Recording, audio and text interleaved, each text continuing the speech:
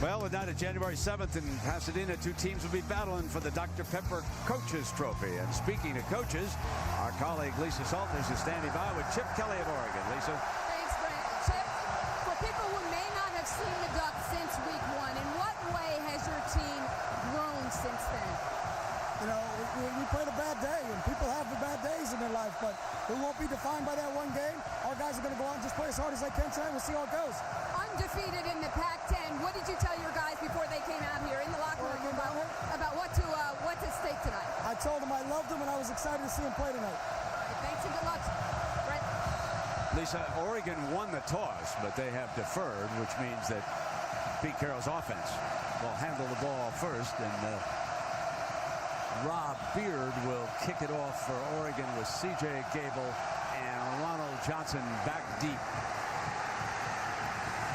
That is Johnson off the injured list last week, and the wide receiver with a fine return before the Ducks gang up on him, but he crossed the 30-yard line, and now here comes the freshman from Newport Beach, California, Matt Barkley. You certainly know his story. We were there the night he came through Columbus, but he's also been through Berkeley and South Bend, and he is a road warrior, as Kirk Herbstreit just told you.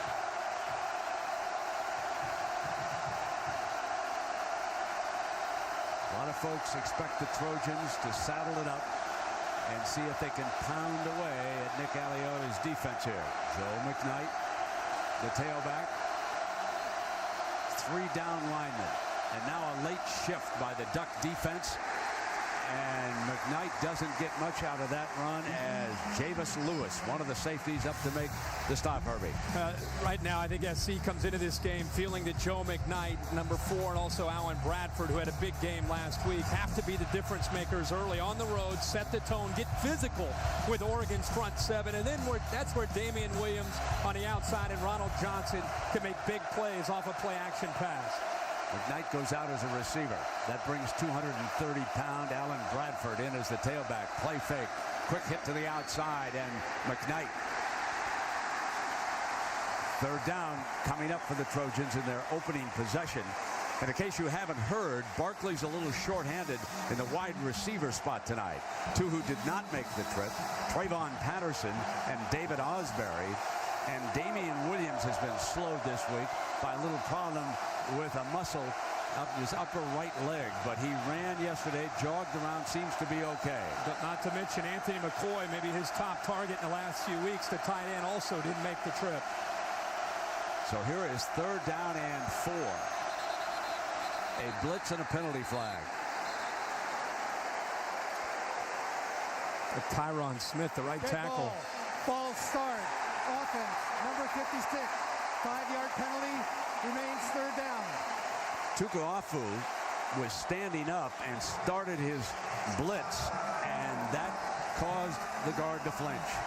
Matt Barkley talked all week about how playing on the road in Columbus and playing on the road in Notre Dame and against Cal, the crowd is not a factor for him when it comes to executing this offense. He's going to get a taste of it here on his first 3rd and long for this SC offense.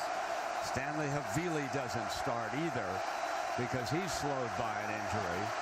Now 3rd and 9, and Barkley gets great time, fires first down over the middle. Ronald Johnson, the junior from Michigan. Nice job here, protection by the USC offensive line, but watch Ronald Johnson to the left. Does a good job of avoiding contact, and when Johnson avoids the contact there by the nickelback, that's the key in being able to avoid. Once you avoid that, he's able to sit in a hole. Eddie Pleasant was walked out over top of Ronald Johnson, but Johnson worked to the inside and settled right where he needed to, and Matt Barkley locked in on him for the first down. Shoemate, DJ Shoemate, is the fullback in front of McKnight. Now that quick hitch to Damian on the outside. And they pick up 5 here on first down before Lewis makes still another stop. So on 3rd and 9, Herbie, a 15-yard pass as Johnson sat down beautifully in the middle of that zone, and that'll calm the young quarterback down. Well, and it also has a lot to do with showing you that's another example of the poise from the quarterback, Matt Barkley. 3rd and long on the road, dealing with a hostile environment. He and his receiver, Ronald Johnson, in sync early in this game. Second down and 4. They cross into Oregon territory. Still 3 down. Show pressure on the right side. And here is McKnight banging across for another USC first down. And see, this is going to be the challenge tonight for Oregon, matching up with how physical this USC offensive line can be and this running game can be. I think the Trojans feel that nobody's really challenged Oregon up front. And Pete Carroll feels if they can establish the running game, that's when they can go back to the bread and butter, which is the play action, where they can get downfield then, with Barkley getting downfield to Johnson and Williams. Oregon a little undersized in the defensive line. Trojans aware of it. There's the protection. Barkley snaps off another completion to Williams, and Williams has got still another first down. Close to the 25-yard line. Impressive drive. This is really another nice example of the rhythm and the anticipation from Matt Barkley with his wide receivers. And as I said, this is where the offense has grown. There really aren't any limitations right now with the play calling of Jeremy Bates as an offensive coordinator. They're much more willing to take chances on any down and distance with Barkley, even on the road, as you're seeing here on this first drive. So Lewis is playing cornerback. Boyette and Ward are the 2 safeties for Aliotti right now. Coming back with McKnight. And he's across the 25 as we check in for the first time tonight with Matt Weiner. Matt? Hey, Brent, and happy Halloween from New York, where I'll be keeping track of all the tricks and treats from around the country, starting with this primetime pulse. Game 3 of the World Series in Philadelphia is in rain delay at the moment. ESPN has South Carolina and black-shirted Tennessee right now, and we have you double covered for either USC Oregon or Texas Oklahoma State. In either case, your game is on ABC or ESPN2. Matt, and as you left, a penalty was called on Blake Ailes, and that'll move the Trojans back for a loss. So it will be 1st and 15. Ailes, one of the tight ends, along with Ellison, trying to replace Anthony McCoy here tonight. And it looks like the Trojans are going to have to burn a timeout.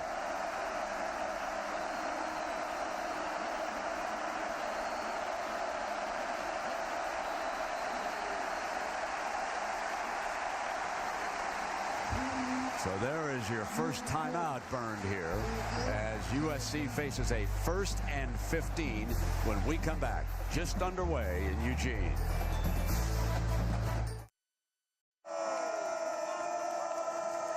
So the ball has been spotted on the 32-yard line here. Opening drive of the game for the Trojans.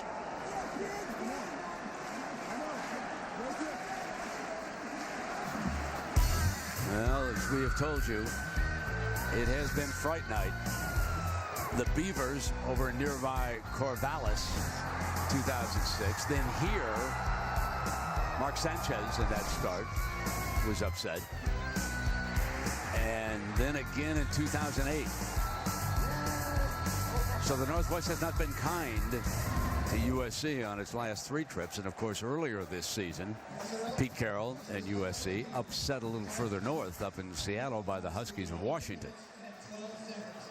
So the time clock has been reset here during the timeout. 1st and 15 for Barkley and the Trojans. Joe McKnight, the running back.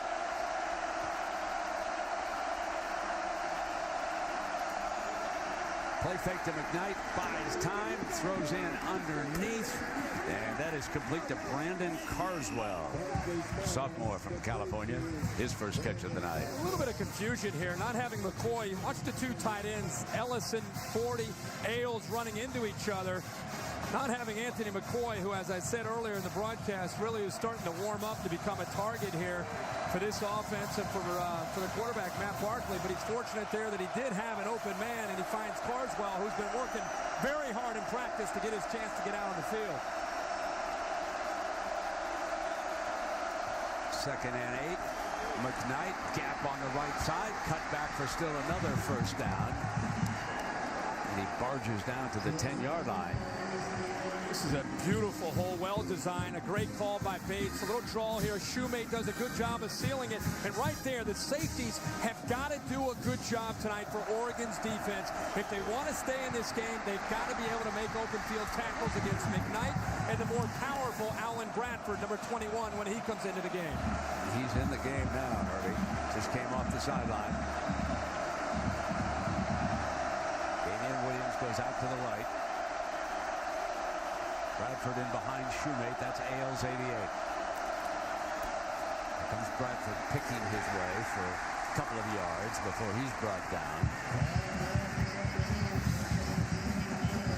Alan Bradford last week had the big game, 147 yards and 2 touchdowns. And, you know, Brent, the last couple of years, I think you and I and everybody else, when the ball gets down inside the 10-yard line, this is when number 13, Stephon Johnson, would come into the game and make his presence be felt in this stable of backs. And Alan Bradford now has kind of taken on more of that role and has to be able to use his vision to find some holes down in this area. Second down and goal. Quick toss to Williams. He is surrounded and gave up yards. The Ducks were ready for that call. TJ Ward and Eddie Pleasant surrounding the receiver that time. And that's the kind of defense that Oregon has been playing in the last 3 or 4 weeks. Not a whole lot of superstars, but a lot of gang tackling. And that time, 4 different green jerseys all over Damian Williams. He had nowhere to go. Only the second third down that Barkley has faced on this drive. On a 3rd and 9, he had a 15-yard completion. Pump fake, tosses in zone high. Williams incomplete. Tommy Jackson III, the junior from California, with coverage and very well done by number 37. There's a little bit of a slant and go, and Jackson doesn't buy it for a second. He's right there with Williams. The ball is thrown to the corner. Almost has a chance, but you'll see it right here. Jackson actually gets in there and knocks the ball away, knocks the arm actually away, and Williams does not have a chance there to secure the football. Jordan Congdon is 8 of 10 kicking field goals for the Trojans. Now it is 9 of 11 on that 28-yarder. So Congdon puts USC up by a field goal. Chip Kelly and Oregon will be coming to bat when we return. Some of the finest athletic facilities in the country are right here at Oregon. Benefactor Phil Knight, the man who helped found Nike, and of course a very loyal alum who is here tonight, received an honor. This has become just a fabulous presentation for the athletes. Kickoff is fielded by Barner, backup running back. He has a burst. He's returned 1 for a touchdown this year. Breaks free in a foot race. Needs a block. 25. He is down to the 16-yard line.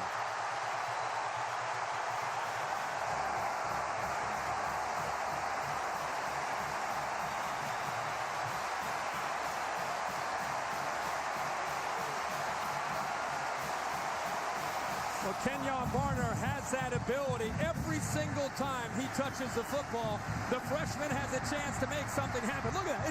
It's actually pretty good coverage by USC, but Barner would not be denied, running through 3 or 4 different arm tackles and almost takes it all the way to the house. What a start for Oregon.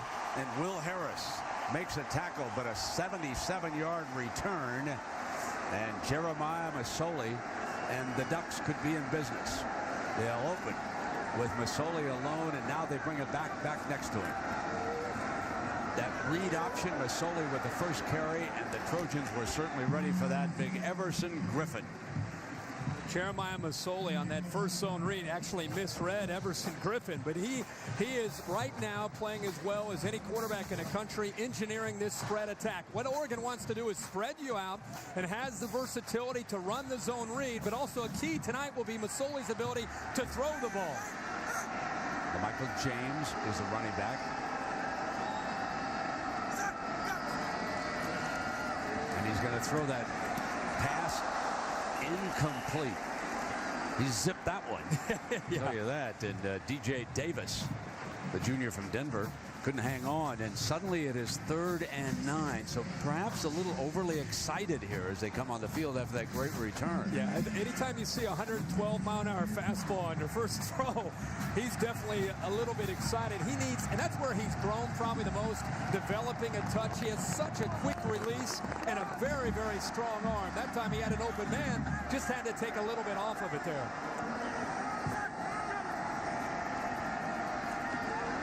Gets time, in zone, incomplete, and he had a receiver with a step down there on T.J. Bryant. That was Davis again. He had time to throw. This is usually where USC, they lead the nation in sacks with 29. He had enough time to throw, and Brent, you said it. He had an open man. Davis got separation that time, but he's unable to make the throw. T.J. Bryant on coverage. Morgan Flint on to attempt to tie it. Remember, they have fake field goals, and the backup quarterback, Nate Costa, is the holder.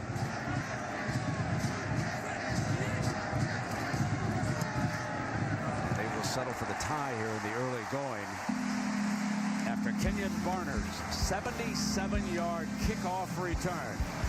A young man from Riverside, California, sets up the field goal. Back in Eugene with Kirk Herbstreit, Lisa Salters. I'm Brent Musburger. 7:30 to go, and we've traded field goals here in the battle for supremacy in the Pac-10. Oregon unbeaten, ranked 10th in the BCS. There's Masoli on the telephone talking to the coaches upstairs. Would have been Mark Helfrich, who is up in the box, the offensive coordinator. So Beard will kick it away for the second time. Gable and Johnson back deep for the Trojans. Johnson again. 20-yard line. Looking for daylight on the outside right. Very, very well protected over there on that side. So they stay in their lanes. And a reminder that, how about this for a Monday night, 8:30 Eastern time. The Atlanta Falcons and the amazing New Orleans Saints. How many of you thought, if you don't live in New Orleans, that they could come back and get it done against Miami? And oh yes, for Trojan fans, he's having a little bit of a breakout year. Dangerous weapon. They use him in spots, use him to return, and he can flat take it to the end zone just like they used to do when he was a Trojan. You see him last week go up in the air into the corner for that touchdown. Alan Bradford will open up this series as the tailback. We'll start him off to the left. And he is upended as he tries to get the corner by John Boyette, the redshirt freshman from Napa, California. John Boyette and Javis Lewis, both safeties after the first series from USC. As that series was progressing, I noticed more and more the safeties inching their way up to support this defense as far as the ball control. SC trying to run the football. These safeties are starting to come up. That's where you start to see USC try to keep them honest by throwing behind the one-on-one matchups on the outside. Barkley, offensive line getting great time. But the coverage is there. I mean, all over the pass that time. Presenting young Barkley with a 3rd and 8, and Johnson was the receiver on that sideline. SC did do a good job of giving him time, but he was late with the throw. He waited and waited. If there's one thing that Matt Barkley still shows you that he's a true freshman, is his willingness to throw the ball into coverage because of his trust in that big, strong arm that he has. Last week against Oregon State, he had 2 interceptions. Johnson took one right to the face mask. Shaken up just a touch. Off the field. Barkley on 3rd down. Steps up, incomplete. Trying to work back into the middle. Didn't have the big target in 6'5" Anthony McCoy. Look at Barkley work from his left and then try to come back. He actually wanted interference there. He felt it. His tight end Ellison was held up by his linebacker. He looked at Damian Williams first, but Damian Williams is locked up with Anthony Gilden. Then he came back to the tight end, and by the time he came back to the tight end, nobody open.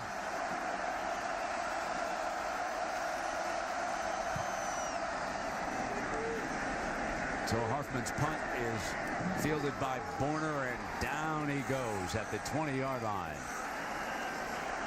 So Barner, who had burned them with a 77-yard kickoff return, is down right here. And Jeremiah Masoli, who was not set clearly on that first series. Yeah, you and I went to the break there, and I think we saw a quarterback that's really excited to come out here. He knows that this offense, their ability to move the ball against this SC defense is on his shoulders. And, you know, the first play, he may have misread the zone read and the two throws.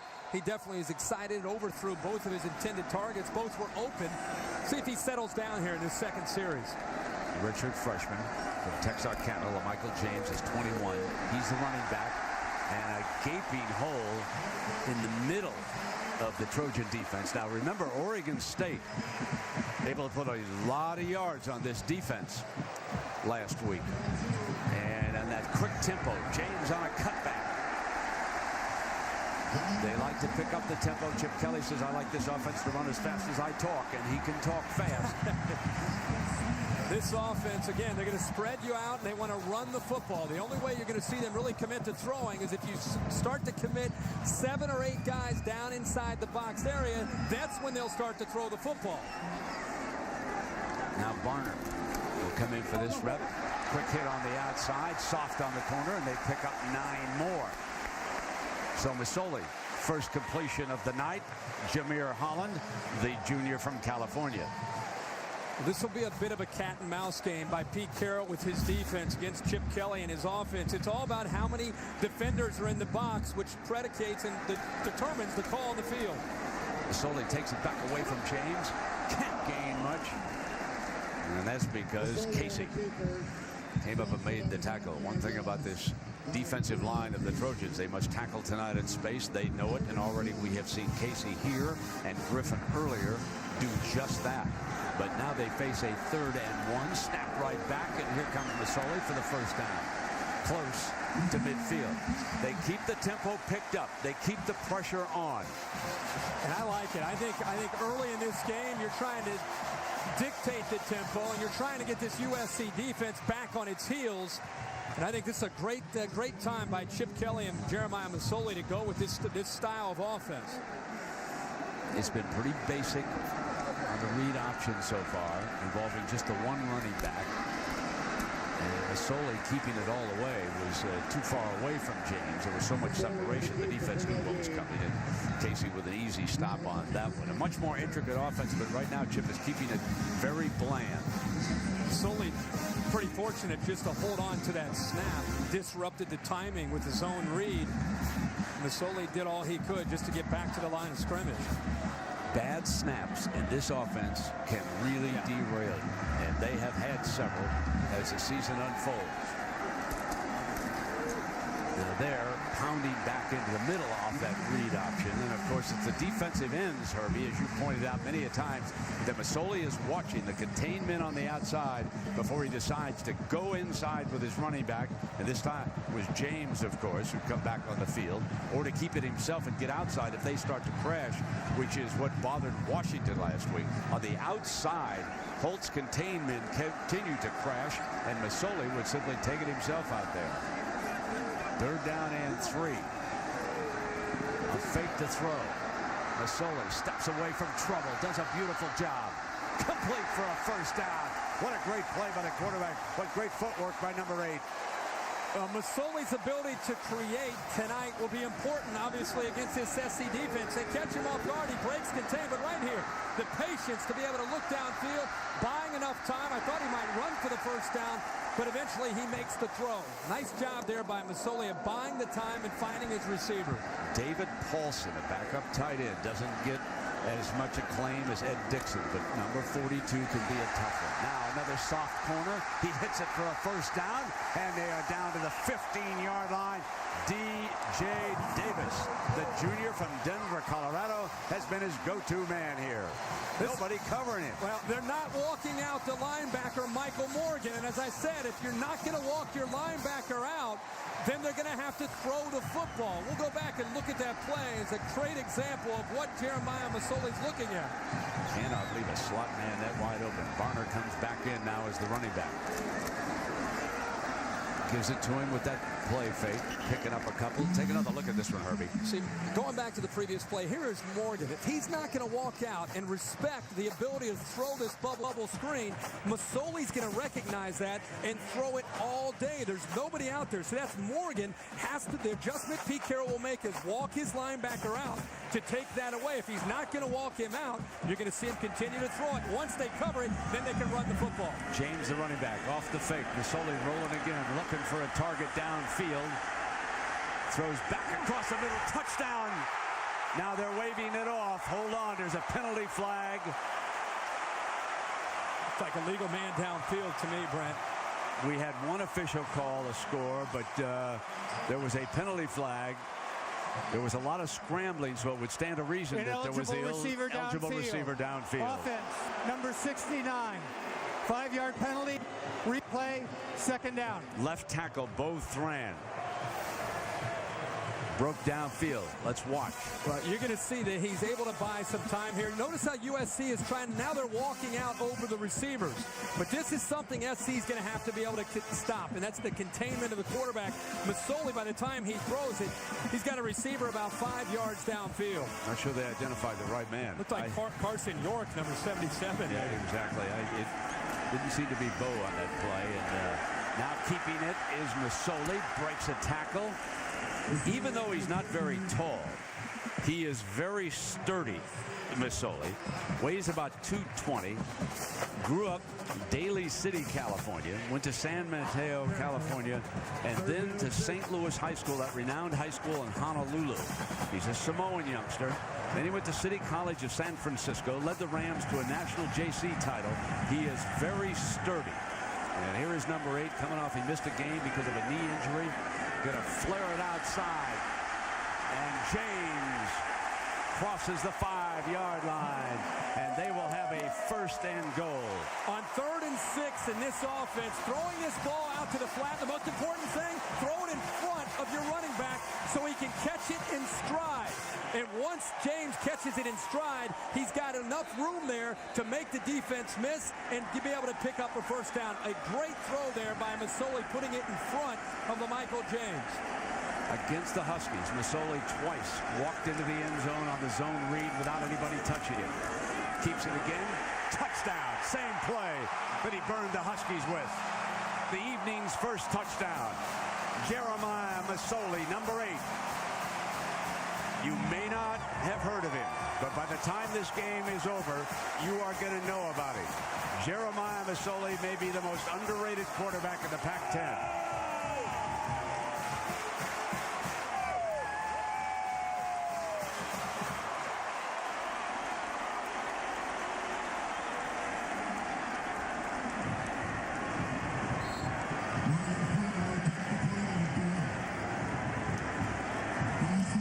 So the Ducks, 78 yards in 13 plays. Morgan Flint. And if you're Pete Carroll, you're wondering, not another nightmare in Oregon. That can't happen to us. Let's check in on Matt Weiner in New York. Matt. All right, Brent, let's get a Taco Bell update. First and foremost, Game 3 of the World Series remains in a rain delay. At Vandy, Georgia Tech tied it up on that Josh Nesbitt touchdown run. They've now taken a 21-14 lead in a game that many feel is pivotal, to Texas's chances of making the BCS championship. They lead 3-0 that game either on ABC or ESPN2. And a pair of South Carolina turnovers have led to 2 Tennessee scores. That game's now 21-0.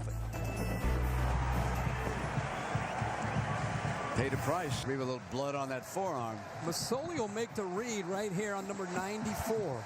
When you make this read, once he comes down, it makes it pretty easy for Masoli to make the read and be able to get up to the next level. The left guard, actually, Carson York, just blows up the linebacker, Malcolm Smith. So once he made the read, Smith stepped up to make the tackle, but York took Smith out of the picture. Dirk Gable and Johnson ready once again. The 3rd kickoff of the night. Getting just a touch shorter. Johnson's got this one on the 12.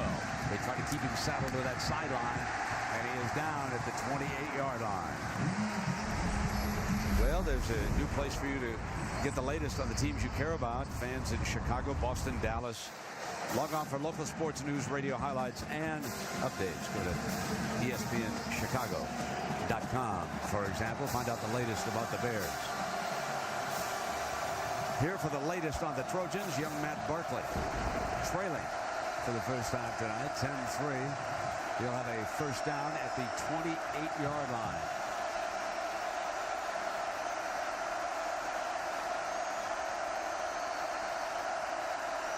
Aliotti sticking with 3 down linemen. Here is McKnight. Shakes off one tackler, but not the second, and gives ground for a 2-yard loss. Nick Aliotti right now as the defensive coordinator senses the momentum of this game, and he is crowding the line of scrimmage and attacking downhill with his linebackers and his safeties. Joe McKnight had nowhere to go. Now you're going to have to see SC make an adjustment here with their quarterback, Matt Barkley. Going to have to be able to execute on the perimeter with Oregon overcommitting here right now to the line of scrimmage.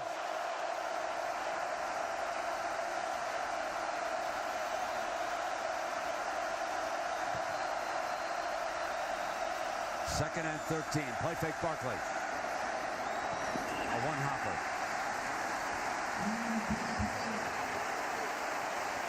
Makes it tough to execute. Second and 13. One play action. One-on-one matchup. To the wide side of the field. A long throw for Matt Barkley. Just a little bit out of rhythm there as he threw the ball a little bit short because Williams had a step there on Jackson. Barkley's missed his last 4. Has to reposition his young tight end Ailes here on 3rd and 13. Here comes the pressure. Barkley dropped by Ailes. Ailes had a step that would have been a huge gain. He could not hang on. What a great read here. The zone pressure. The blitz comes from his right, from the field. He goes right back and he gets the matchup that he wants. Ailes, if he catches this football, he's got a lot of room to run. He was one-on-one with Javis Lewis. The ball is thrown well enough for him to make that catch. Jacob Hartman, who took over the punting a few games back for the Trojans. Barner is back deep. Remember Barner? And it has waved off. They'll bring it back.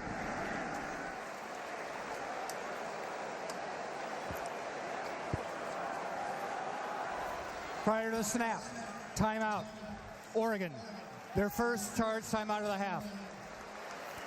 So Oregon will burn its first one. USC did earlier, and I think we can see Aliotti is such a key man here tonight. He's moving people around, trying to use speed, because he's outgunned from a talent and a weight and a skill situation against the Trojans, but he's moving guys all over. Well, Nick Aliotti's done such a great job. You think about the injuries that this secondary has sustained throughout the year. Walter Thurman, one of the best cover corners in all the Pac-10. Willie Glasper's been lost. T.J. Ward, one of his safeties, been out for the last 5 games, came back against Washington.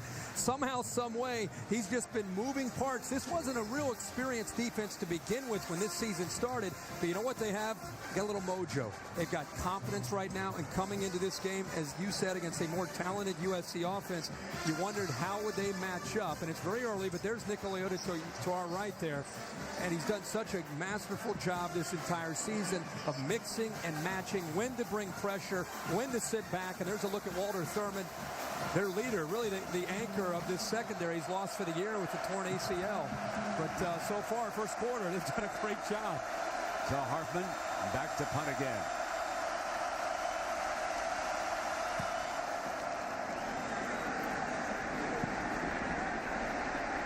They just want to get out of the way of this one. The Ducks do. And they will take over at about the 27-yard line. So Jeremiah Masoli, who drove them to that touchdown in the previous series, will bring the offense back out. You know, it gets hurt. Well, Jeremiah Masoli got hurt against Washington State. He missed a UCLA game. I think last week watching him, first half, he looked a little rusty. He admitted after the game he was about 75 or 80%. The second half, this offense really began to click. It reminded me a lot of Dennis Dixon and the Oregon offense in 2007, the way they were running and throwing and doing anything that they wanted. And early in this football game, especially in that second drive, boy, oh boy, Masoli finding that groove again. Jordan Holmes is the center, and there's a penalty flag. False start. And that'll bring up a 1st and 15. When you Dead ball, think about false start, offense, number 68, 5-yard penalty, still first down.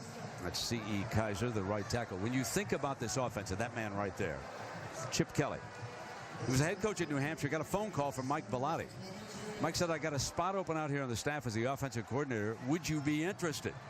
He said, I'm not sure. And Bellotti convinced him, come out like a recruiting trip. Come out and take a look at us. The rest is history. He was the youngest assistant on the Oregon staff. And when Bellotti suddenly announced he was going to step away to be the athletic director, well, Chip Kelly kept this entire veteran coaching staff right there with him. And to a man, when you talk to him, they swear about this young man. He's one of the bright young coaches in college football. And it was Chip Kelly who went down to Clemson. He studied at the foot of Rich Rodriguez. That's where he picked up the read option because, as he told us, we ran out of fullbacks in New Hampshire. We couldn't run the Kirk Herbstreit offense. Yeah. We just couldn't do that. Oh, that's great. So we come to the end of the first quarter. Halloween night, and the Ducks of Oregon are making all the noise.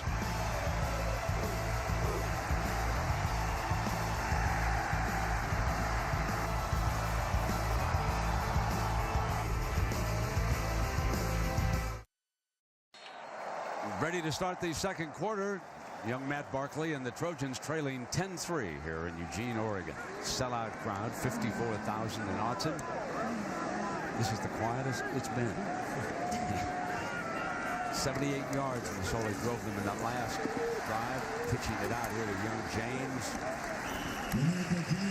You cannot say enough about how this Oregon football team regrouped after the nightmare in Boise, Idaho.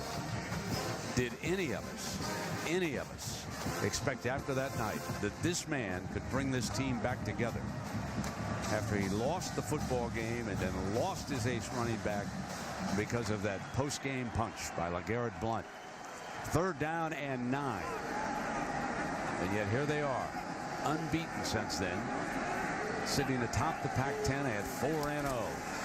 Masoli stands right in the pocket and rifles another strike. And the Trojans say they've taken it away. First down, USC. They have indeed.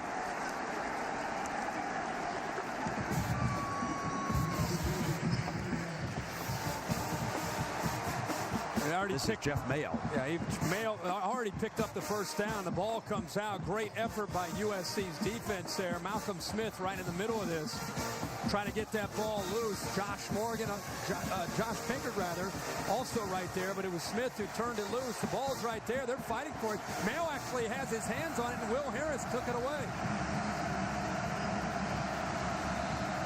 So now, Barkley and the Trojans at the Ducks' 44-yard line. They show a power running formation, and they're going to throw out of it. Barkley to the middle, strike to Williams. First down at the 23-yard line for Barkley and the Trojans. That's exactly what they have to do on 1st and 10. Oregon committing to the run. You're going to get the matchup you want behind it, and right in rhythm, Barkley to Damian Williams. Lewis, the safety, Boyette, the other safety up tight to the line of scrimmage, expecting run, makes it very easy with good pass protection for the young quarterback to get back and make it a very accurate throw to Damian Williams.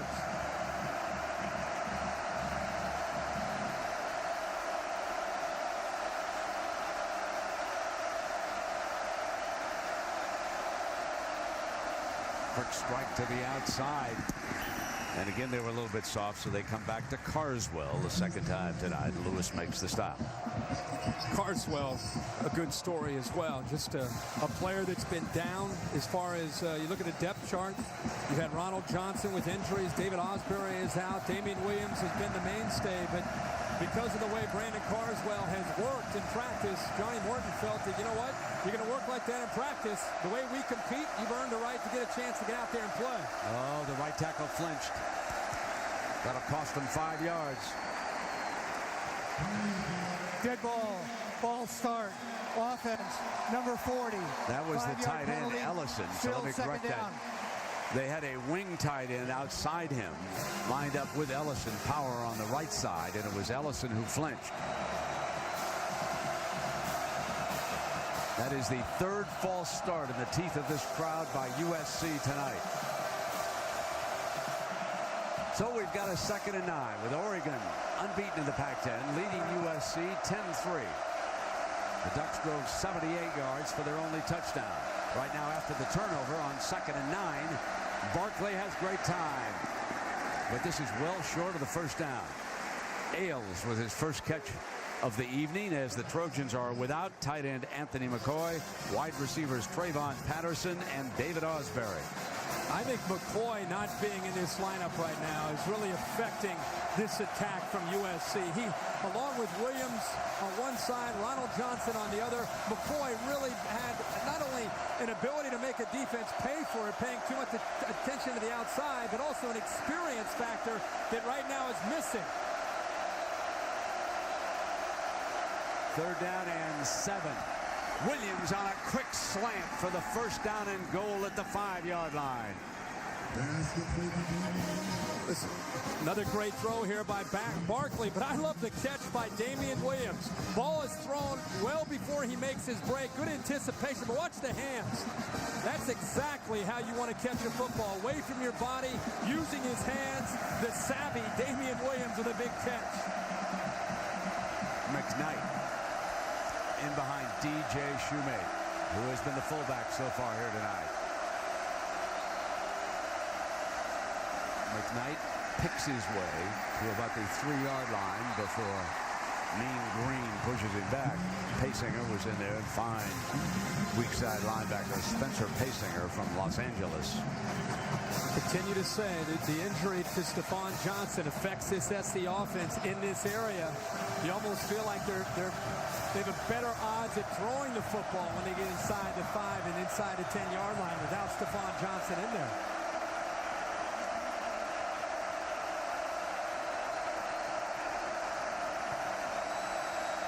Second and goal. Shoemate offset for McKnight. They will throw into the corner. Touchdown. So he comes right back and hits Ronald Johnson. And since returning from injury, Johnson has 2 touchdown catches. One last week against Oregon State, another here tonight as an Oregon turnover leads to a USC score. Great job by the quarterback. I mean, I got to keep reminding myself he's a true freshman. Just a little bit of a pump fake, just enough to hold the defense and make them settle back, and it allowed Ronald Johnson to get to the outside in the open area for a touchdown. Condon tacks on the tying point. So Matt Barkley, and there's the little fake Herbie talked about. Just enough time for Johnson to get open. We're tied in Eugene.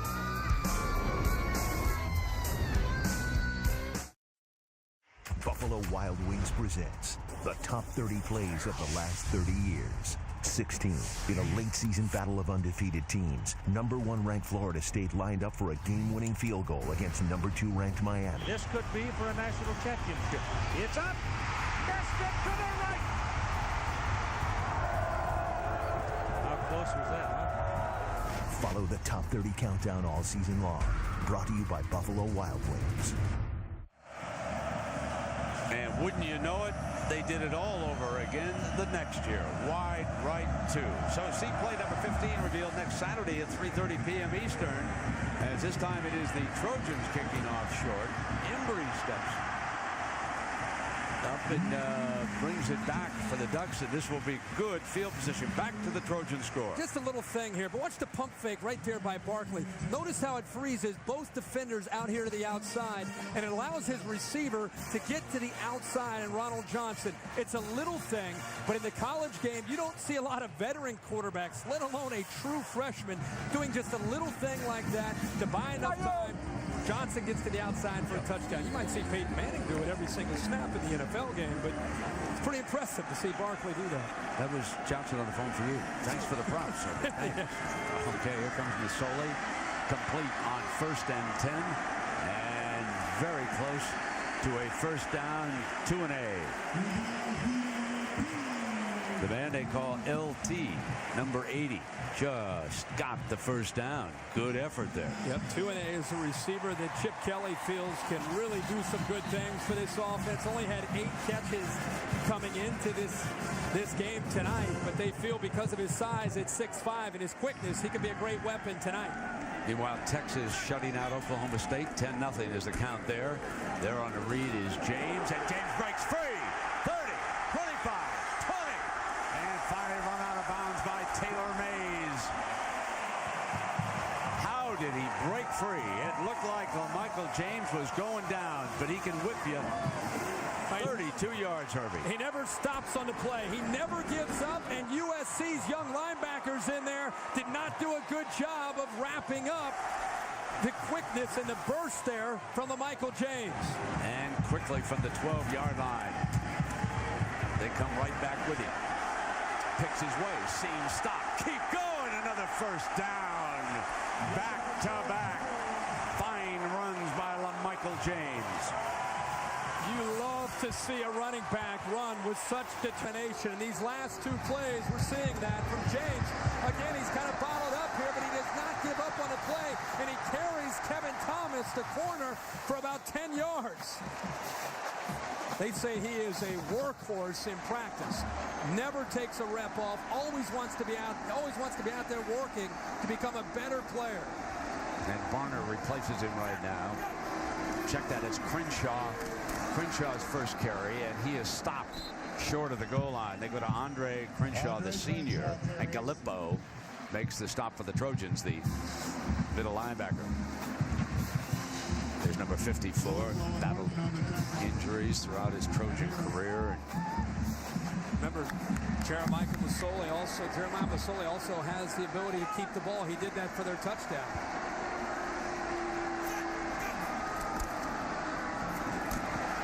Off. Smith, the defensive team, making a fine stand down there against Crenshaw again. You wonder if Chip Kelly's going to send James back out for this 3rd down, or he'll stick right here with his personnel.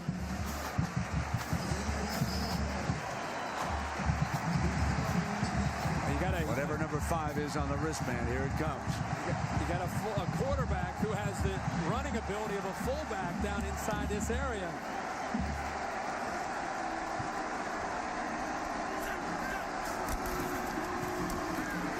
Touchdown, Oregon. They stick right with Crenshaw.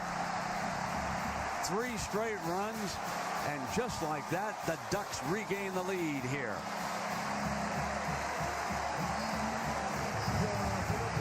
This is shaping up as a dandy, isn't it?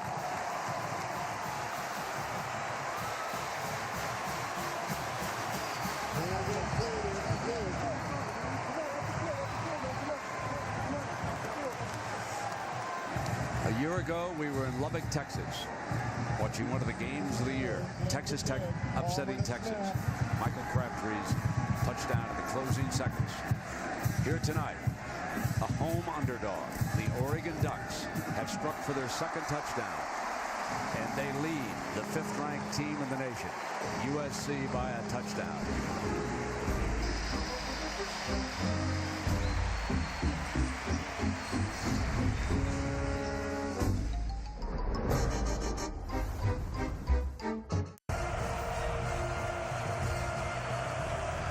Oregon kicking off with a 17-10 lead on USC.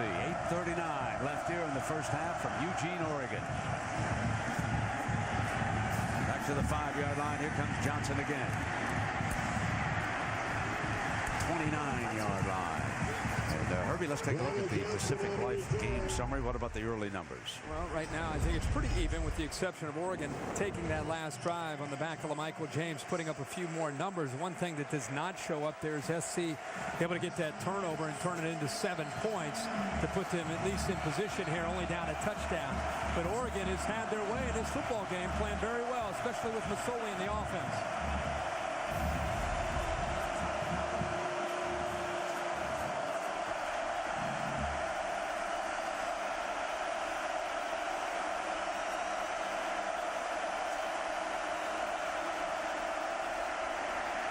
Barkley Gets it off to McKnight, who had split out wide. Picks up 7 yards. Let's go to Matt Weiner in New York. Matt? All right, Brent, time for another Verizon Wireless update. Game 3 of the World Series yet to begin. The Texas offense has. This is Cody Johnson, 10-0 Longhorns. That game on ABC or ESPN2. And Tennessee has taken advantage of 3 South Carolina turnovers, turned each into touchdowns. So Steve Spurrier and the Gamecocks having a tough night in Tennessee. 2nd down and 3. They shifted the front. McKnight still finds a gap and breaks the daylight. Crosses midfield on that run for a 1st down.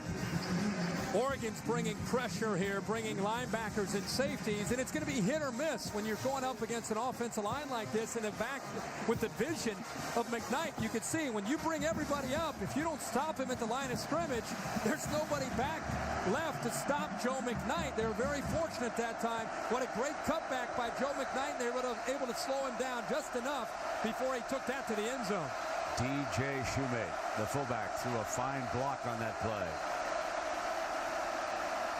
Pump fake, coming down deep, wide open, and he overthrew Ailes. Ailes worked on this all afternoon yesterday, trying to get deep down the middle. He's a promising tight end with terrific speed, and he just overthrew him, Barkley did. Yeah, and it's a broken coverage here. The linebacker should be in position to get back there. Spencer Paysinger, when he goes back to look at the film here, he has to run vertically with the tight end. Ailes got behind him. Good recognition by Barkley. He just missed him, just overthrew it. That's what you got to wonder without having McCoy in there. Just the rhythm and timing of the experience of McCoy. They miss it there. Alan Bradford on the field. 2nd down and 10 for the Trojans. Play fake again. Has time. Fires sideline throw and puts it back in Carswell's hands. Right at the mark.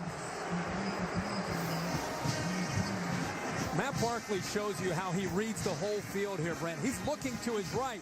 Now he's to the tight end. Now he comes all the way back to the left and throws the football very accurately. Look at his eyes. 2nd, 3rd option, makes a long throw all the way to the other sideline to Carswell. That was Jackson, the corner with coverage there. They get the 1st down. They leave Bradford in as the running back. Steps out behind the right side, breaks the 1st tackle, and picks up about 3 yards before Boyette can bring it down. USC trying to maintain balance within their offense here. But really, at this point, they've had to rely more on Barkley throwing the football. 19 attempts, and we're still in the 1st half. They're trying to throw to get back to setting up the run, again, because Oregon is taking away the run with the amount of numbers they have up close to the line of scrimmage. Jeff Byers stays on as center. He replaced Christopher O'Dowd. Long end zone. Incomplete. Johnson the intended target, and that was Talmadge. Jackson the corner, and there is a penalty flag. But it's thrown back by the line of scrimmage. Looked like they stopped before the ball was even snapped. They were trying to stop it. False start. Offense, number 71. 5-yard penalty. Still 2nd down. Left tackle Charles Brown, and by my unofficial count, that is the 4th false start. Well, untimely penalties have hurt this offense a lot throughout the 2009 season. Even if he comes up with that play, it's all for naught. Pretty good coverage again by Jackson downfield.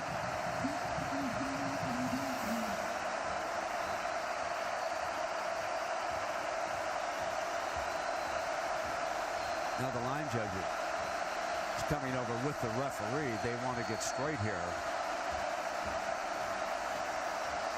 Game clock should be set to 6:23. 6:23. So they'll wind it down from 6:37. You know, Brent, Barkley talks about how the pressure doesn't affect him, but what we've seen in the 1st half, it definitely affects his offensive line. No question. The big change is Christopher O'Dowd unable to drive block off that knee, so Byers moves over to center. Butch Lewis at guard. Brown the left tackle. Parsons and Smith have been operating on the right side. Byers, a very experienced veteran offensive lineman, can play a couple of spots for Pat Rule. He's a senior from Fort Collins, Colorado. Still got clock issues. Gonna get the game clock set and also reset the play clock now. Chip Kelly is out on the field on the far side. Wanted an explanation. 6:23 on the game clock. Start the clock on my whistle. That's where you take control out there. Veteran officiating crew, referee Jack Wood. And he is one of the good ones in the Pac-10. This play is under review.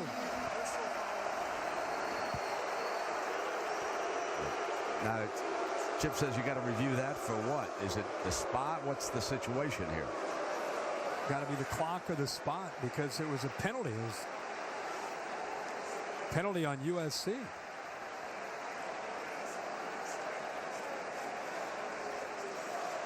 You know, there was fire in over there on that Oregon sideline, and they hate to see it called off like this and settle back down. They had the crowd fired up after that play and the penalty. And Chip Kelly and that gang, they want to keep it going. Remember, the play is, it's a dead ball foul here. So before the ball snaps, so it should be at about 6:37 or so. Maybe that's what they're reviewing.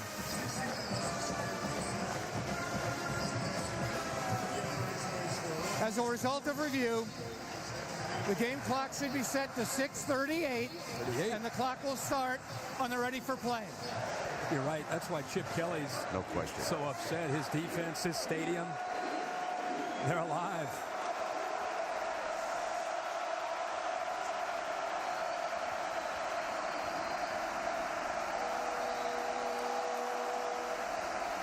Getting revved up again.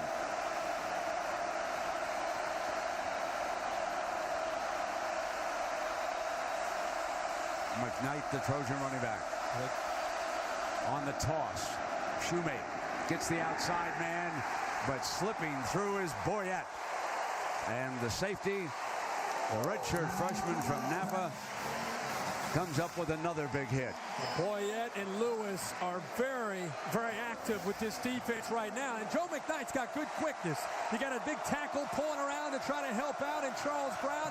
But the penetration with the numbers this time by Oregon's defense, SC can't handle them all. And a good effort there by number 20, John Boyette. Boy, he's a dandy. Redshirt freshman out of Napa. 3rd down and 14. Tries to set the screen with McKnight, and McKnight slips free, and he is run out of bounds short of the 1st down by Eddie Pleasant, the sophomore linebacker from La Palma. When you take a look at the Oregon lineup, offensively and defensively, against Pete Carroll, you see one of the youngest teams in the Pac-10. Love the call there, Brent, on 3rd down with the screen to McKnight. Almost picked up the 1st down with Oregon bringing pressure. Barkley waited just the right amount of time to flip it over the head of the pressure. 5.5 minutes, 1st half. Trojans with a 4th and short are going. McKnight picks up the 1st down. He's at the 25-yard line as they convert a 4th and 1. Good blocks up front. Good push. DJ Shoemate, who's in for Stanley Havili. 4th and 1. Who can get the lowest? See the big fullback right in front of Joe McKnight. The guard pulling around that time, Butch Lewis. A lot of confidence in this big, experienced veteran offensive line with Pete Carroll and Jeremy Bates, the offensive coordinator. Johnson and Williams back on the field for the Trojans. Carswell is the 3rd receiver in motion. They'll run Bradford. Picking up a couple of yards on 1st down.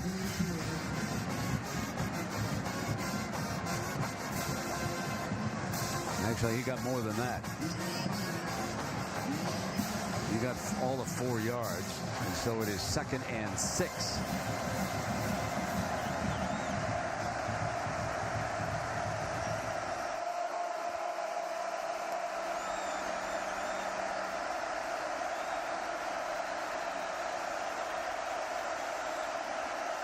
Carroll ran onto the field trying to get a timeout. Barkley was attempting to start some motion, and Carroll jogged onto the field, and now Carroll and Bates are going over the play call as USC burns its 2nd timeout. This is the Aflac Ducks' favorite venue. All right, Herbie, here we go now. 5 of the last 6 Heisman Trophy winners played for the BCS National Championship in the same season. Which Heisman Trophy winner did not? 6 years. Tick, tick, tick. Clock is moving. Here we go. 2nd down and 6 now for Barkley and the Trojans. Play fake, penalty flag.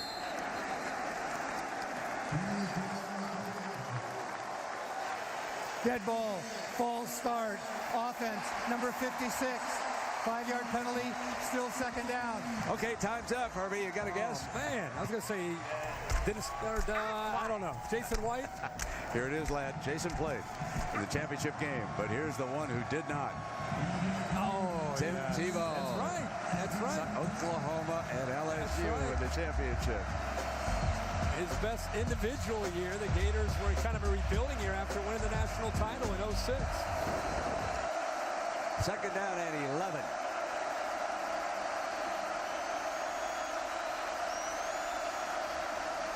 Play fake, Bradford looking.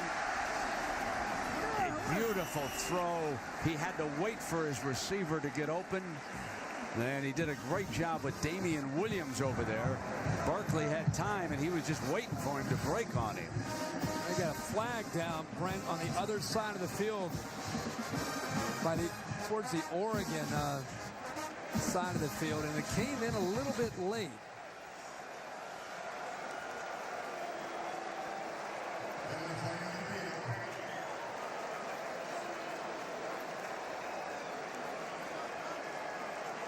About Barkley on that throw. Holding on, holding on, holding on. Brandon Bear's coming in on him.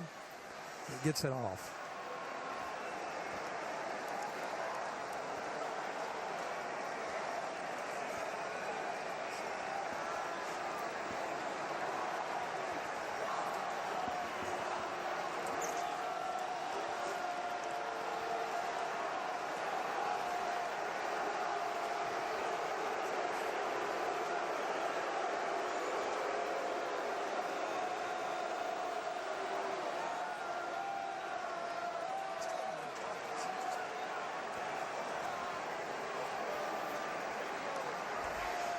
Personal foul, face mask on the defense. Penalty is declined. Offense elects to take the result of the play. 1st down. What I love to see here from a young quarterback is his patience, presence in the pocket, waiting for his man to finally break free, and waited to just the last second before he gets the ball off, before Brandon Bear lowers the boom on him. Boy, it's tough to stay in rhythm for a young quarterback, any quarterback, when you're waiting that long. 1st and goal, and the Trojans will bring McKnight back into the backfield. They'll let him run to the left. Hard run to the 5-yard line, and it'll be 2nd down and goal for the Trojans. Starting to be a little bit of duck weather, too. A few raindrops being reported down there. Gotta keep the duck head on, right? Can't take it out. Yeah, never take that duck head. And McKnight is limping off. Wow. So that puts Bradford back in this spot. It's 2nd down and goal. Barkley rolling, throws to Williams, sheds him, tackler, touchdown USC. Fine move by number 18, Damian Williams from Springdale, Arkansas, the transfer from the Razorbacks. And Barkley has another touchdown throw. Well, they're really starting to throw down in that area, but I love this effort here by Damian Williams, their most gifted wide receiver. Not only the catch, then he stops on a dime, feels the goal line there, and cuts back. But that is tough to do when you're running full speed. Make that quick stop and then accelerate there into the end zone. Tied again at 17. Damian Williams, his 4th touchdown catch of the season. Matt Barkley, his 2nd of the night. And the drama continues in Eugene.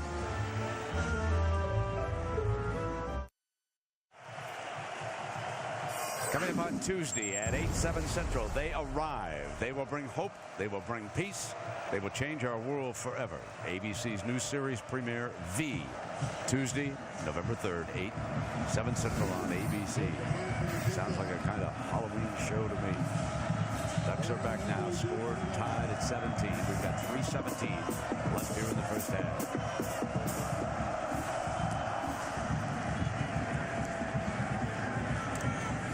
Take a knee and bring it out to 20, and we will go to Matt Weiner in New York for an update. Matt? Brent, as you know, many believe Oklahoma State is the only significant test standing between Texas and the national championship game, but don't pencil the Longhorns in just yet. Oklahoma State goes on an 84-yard touchdown drive. Bo Johnson cashed in, so a 10-point game there. Notre Dame is playing in San Antonio. It's a home game today against Washington State. They're up 23 at the half. Trying to recruit a little bit down there, deep in the heart of Texas. The Irish go down into San Antonio to play that game, and do not count them out of the BCS picture. If they put it in overdrive, they are right in the mix. 3:17, 1st and 10. Masoli has time, receivers covered, and there he takes off, and does he burn the Trojan D?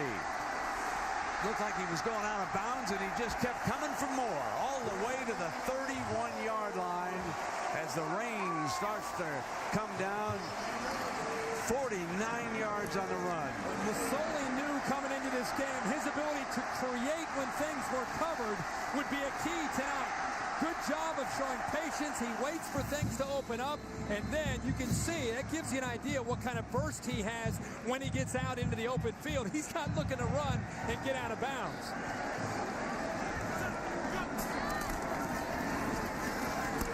Here's the handoff to his running back, James. So let's take a look here, Herbie. We have talked about the yards the Trojans are starting to surrender, and it's pretty stark when you look at this graphic that you had put together. Well, the first 5 games, it looked like, how does Pete Carroll do it? He loses 8 or 9 guys to the NFL, but look at the last 2 games. Boy, oh boy, and not only that, 614 yards allowed through the air in the last 2 games to Notre Dame and Oregon State with 5 touchdowns and no interceptions. And already tonight, they have given up a total of 211 yards, 136 on the ground. Masoli's got more. Fakes that late pick into the red zone and knocked out of bounds. Taylor Mays, he's had to make the last 2 tackles. It's a great read. He comes off of 79's block right there. Mark Asper, and he reads it right away. His quickness and the fact that he didn't hesitate to carry the ball allowed him to outrun Shane Horton, the linebacker, and be able to get to the edge and pick up the first down. Horton is there because Malcolm Smith went to the locker room with an injury.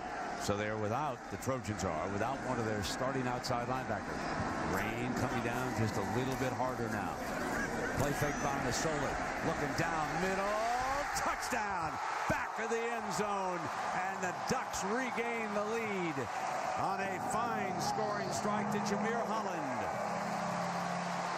17 yards on the score. What Chip Kelly looks for is a quarterback who can run. In other words, he's got to be a young man who can throw.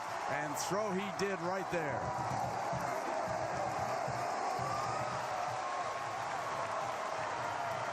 Not happy.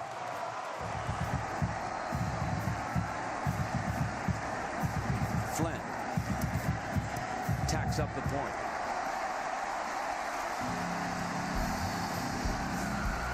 Fright night continues in Eugene. Ducks lead. Terrific moment for number 19, Jameer Holland. At one time, he was arguably USC's fastest wide receiver. And he transferred up here to Oregon, redshirted during the 06 season, broke his collarbone in fall camp, but recovered. He ran track for USC the year he was down there, and now here tonight, he has the touchdown that has put them ahead. Johnson is down, so let's go back to the transfer from USC. Well-designed play. Embry is right here. He's going to get to the inside, and here is Holland, who works right behind him. What's interesting here is a great read by Masoli. He's going to look right here at the All-American Taylor Mays. When Mays comes up on Embry, it makes it very easy to throw it right behind him. But Masoli showing he's not just a quarterback that has the ability to run this offense and run the ball. As you saw right there, my man can throw the football. He's 7 of 9 throwing tonight for 93 yards, and that touchdown. Here comes the blitz. And they get to it. Barkley is sacked on the blitz. Eddie Pleasant. Great job of disguising the pressure. Nick Aliotti's been doing it the entire first half, and this time it finally frees Eddie Pleasant. The sophomore gets in there untouched. Matt Barkley couldn't do anything with a football. Number 45, Terrell Turner, was also coming on that play. So there's Jeremiah. A 17-yard touchdown pass caps off another long drive.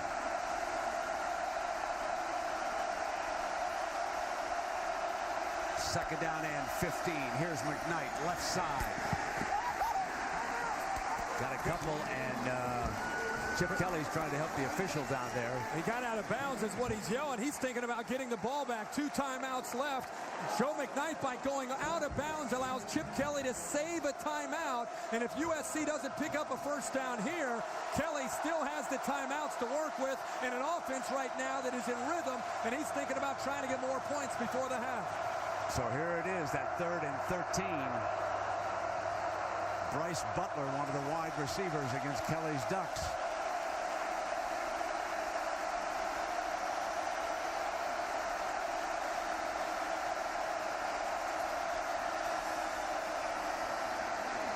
Content to run the ball against the clock. McKnight is down, still 48 seconds left.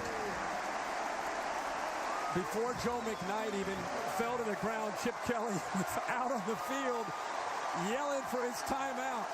By Joe McKnight not getting out of bounds on second down, it allows Oregon to get the ball back and still has a one timeout remaining. Remember last week in Seattle, Ducks blocked a punt and scored a touchdown.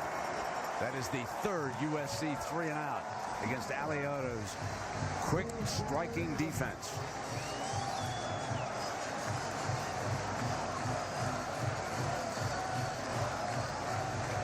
Jacob Harfman, the junior from Chino, number 48, will be back to punt for Pete Carroll.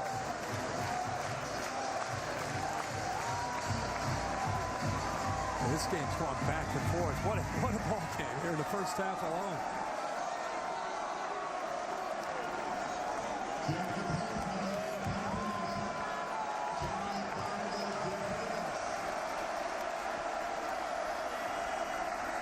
Barner, who's returned a kickoff 77 yards tonight, is back deep.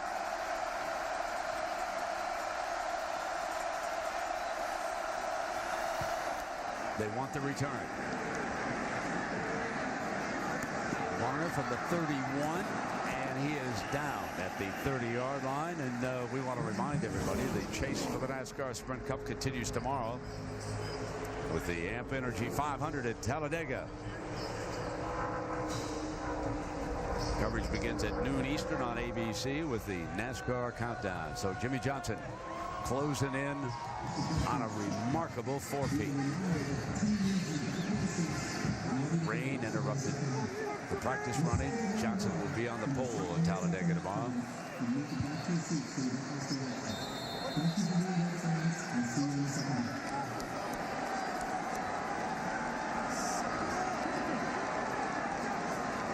Masoli with about 30 seconds left. Scrambles and throws it away to stop the clock at 32 ticks. You want to be aggressive here if you're Masoli and Chip Kelly, but there's Everson Griffin limping off here.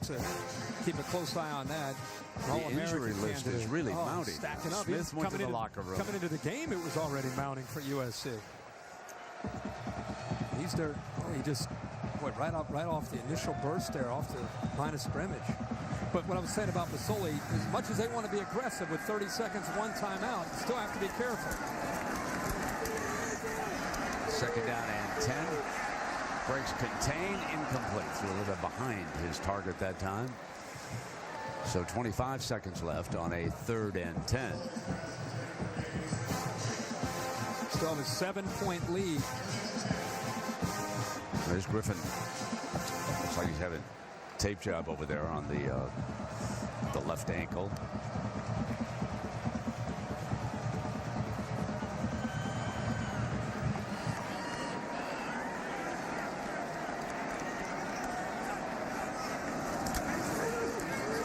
Intent to run.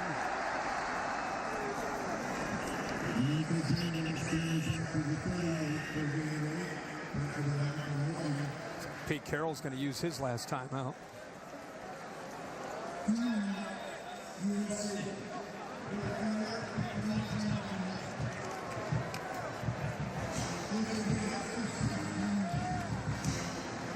Now, what Pete Carroll's talking about is whether he wants to go after and try to block this punt. 18 seconds left.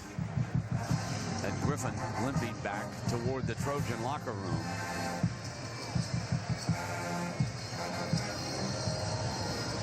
If they don't get there and they rough the punter, they would give Oregon a 1st down with, let's say, about 12 seconds left. It would take about 6-7 seconds. Right now, this is Oregon's first punt of the night. Jackson Rice, he's a freshman. He's had some good games and some bad games. As a freshman punter, we are told, they do put McKnight back.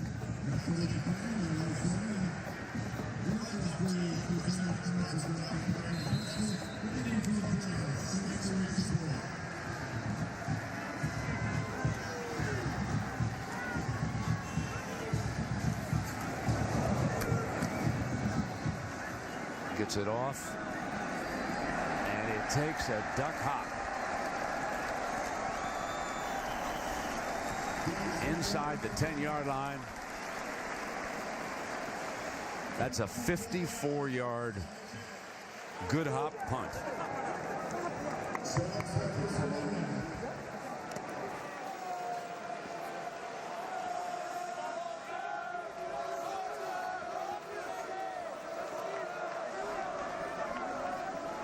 Matt Barkley, 22 attempts in the first half. He probably is going to end up throwing maybe up to 50 passes in this game against this attacking Oregon defense before this one's all over. He elects not to throw number 23 there. And there's the hustling radio announcer. Catch it up. And Kelly, let's go down to Lisa, who's on the other side of Coach Carroll. Thanks, Brent. Pete, it seems like you're having trouble containing their quarterback. What can you do to slow down Jeremiah Masoli? Well, he's doing most of this stuff on broken play stuff. His damage, you know, he's scrambling around, changing his tempo a little bit. It's not really base stuff, so we got to track him down better. You know, he just scrambled for 50 right there. So we got to make sure we keep our eyes on him. We're going to have to take care of him after the normal play. 24 points they've put up on the board in this half. We're not used to seeing that. What do you think when you see that? I don't like it one bit, Lisa. I don't like it one bit. We got to make sure we can keep going on our end, on the offensive end, to stay with this thing until we slow him down. All right, thank you. So an entertaining first half in Eugene, Oregon. The Ducks unbeaten in Pac-10 play, and they lead favored USC 24-17.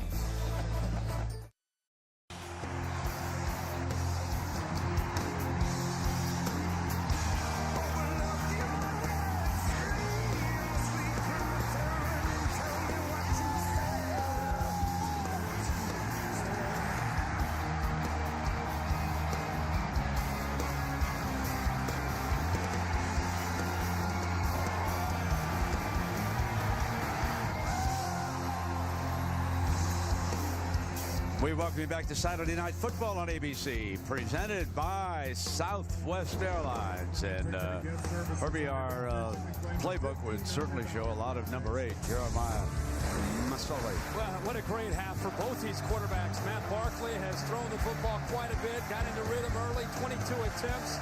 Damian Williams helping him out here, but Matt Barkley's been a big part of the offense, and Jeremiah Masoli has been early and often for number 8, running, throwing, scrambling, doing it all for the Ducks to give them this 7-point lead as we get ready for the second half. And the Ducks, remember, deferred, so they will handle the ball first here in the second half. Ball on the tee for Jacob Harfman. And Barner will take a knee in the end zone, and it'll come out on the 20-yard line. So here we are. The weather has changed a little bit. We see that some of the rain gear is out when it started to fall. And you notice they're getting a little chilly up in here now. It is. This is not Trojan weather here in the second half. We're going to keep an eye on Everson Griffin, too, right, who was injured. He came back out at halftime, tried to work on his start to see if he might be able to go in the second half. But Jeremiah Masoli, how does he handle the conditions? How does he handle working with a lead? And Chip Kelly's got to continue, which he will, continue to fight, continue to attack, and not try to preserve a lead throughout this second half. James is the running back. Play fake to him, and Masoli's going to open up with a pass. Middle's open, got it complete, first down. So the first play of the second half, and Masoli goes to Ed Dixon, the very talented tight end who makes his first catch of the night to open up the second half. And that's a great call there with play action off the zone read. Gallipo and the rest of the linebackers froze just for a second, and it gave Dixon enough room to get right behind him. And again, Masoli proving to people again tonight that he can throw the football. He's 8 of 12 for over 100 yards already. Turns all the way around. Got a man open. Complete again for another first down. Back-to-back strikes, and there's 2-A. Let's check it down below with Lisa. Well, guys, Chip Kelly very pleased about the performance of his team in that first half. He said, that's how we are. We play hard, we play fast, and we finish. I said, you know they're going to be looking to contain Jeremiah Masoli. And he said, hey, we do what we do. They've got to stop us. And here they come with that fast tempo, fast rhythm, under pressure. Throws it away. Good decision by Masoli that time. Yeah, absolutely. Good recognition of the blitz coming through. Nobody's there to pick up Gallipo, who came right through. Once you get through like that, and not only throwing it away, but at least throwing it towards his intended receiver, 2-A, who's off to the outside there. But Gallipo, nice job at timing up the blitz perfectly to be able to get through the offensive line up front. 2nd and 10. Now they come with both running backs. The first time they've shown that formation here tonight, and James, the ball carrier, picks up 7 yards before Taylor Mays brings him down. One thing we didn't talk about at all in the first half was Chip Kelly's offense. It's so much about running and throwing, but also multiple formations of personnel groupings. There's that quick tempo thrown a little bit high and incomplete as Jeff Mayle had flared to the right.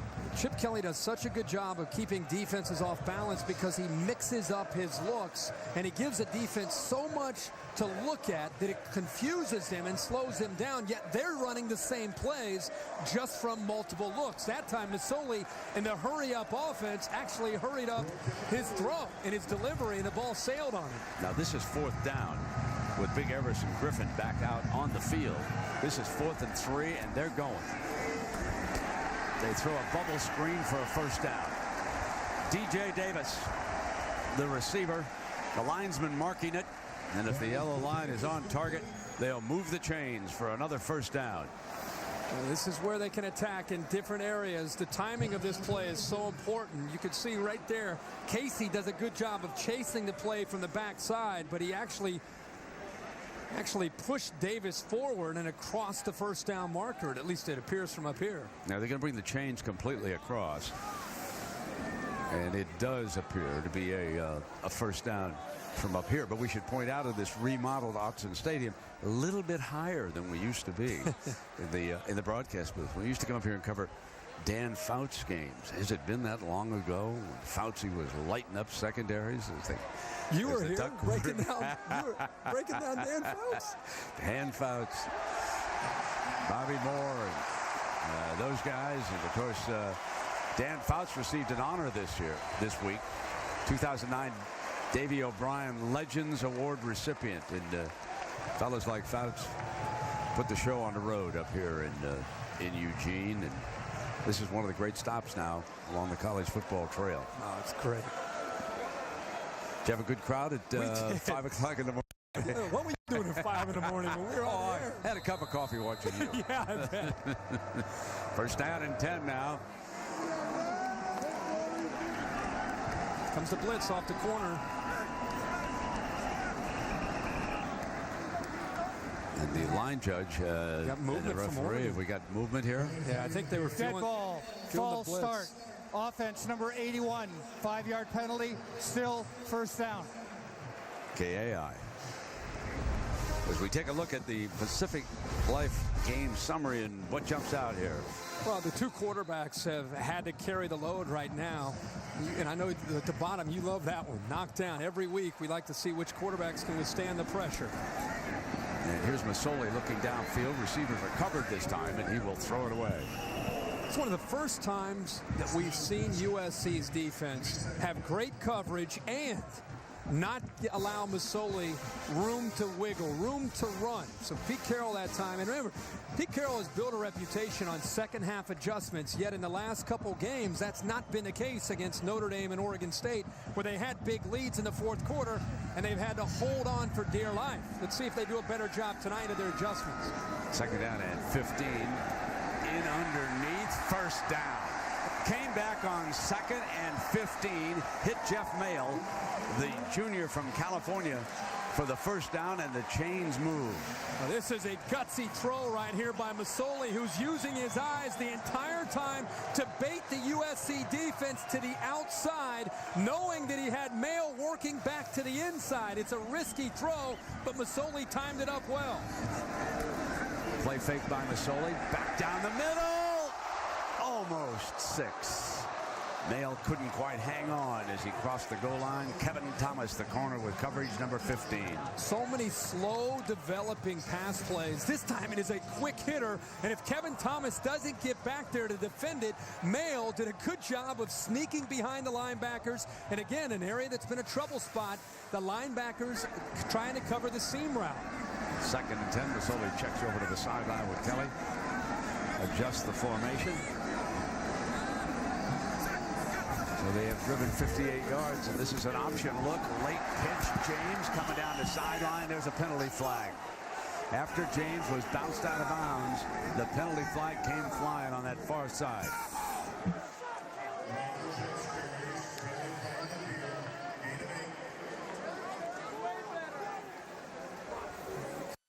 Gotten Mayle possibly on a holding call. He looked like he was doing a good job of Holding, offense number 23. 10-yard penalty, replay, second down. Brent, he was doing a good job of sustaining his block, but at the top right portion here, he locks on as James is coming down, trying to pick up that first down. He was on him for so long that at the tail end of that block, Mayle ends up grabbing a hold of Thomas for the hold. That is Scott Frost. Remember him when he was the Nebraska quarterback? He's a wide receiver coach here at Oregon. They're alongside the receiver on second down and 13. Out of the pistol, the handoff to James, breaks that first tackle, battles his way inside the red zone. What a tough running back he is. I had Craig James text me in the first half. Of course, he loves running backs. Watching James run tonight reminds him of watching Jacquizz Rodgers run from Oregon State, an undersized back that has given USC's defense fits both last year and this year. He's about 5'9", 185 pounds, low center of gravity, but a very determined football player. On 3rd and 6, play fake Masoli. Comes back, incomplete. Now field goal time for the Ducks, leaded by a touchdown here. This will put them on a 10 if they can make it. So trotting out is Morgan Flint. Remember, with special teams and Coach Chip Kelly, you've always got to be ready for a fake. This is 4th down and 6. Nate Costa, the backup quarterback, is the holder. And in practice the other day, they must have rehearsed a half dozen different fakes. A 35-yarder coming up.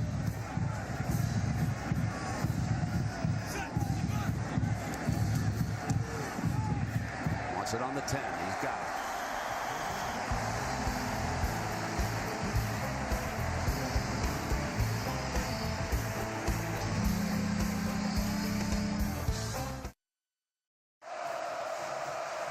Ball is on the tee in Eugene for Rob Beard, who is the kickoff specialist for the Ducks. Curtis McNeil, one of the deep men, runs up to the 20-yard line, and he's got it.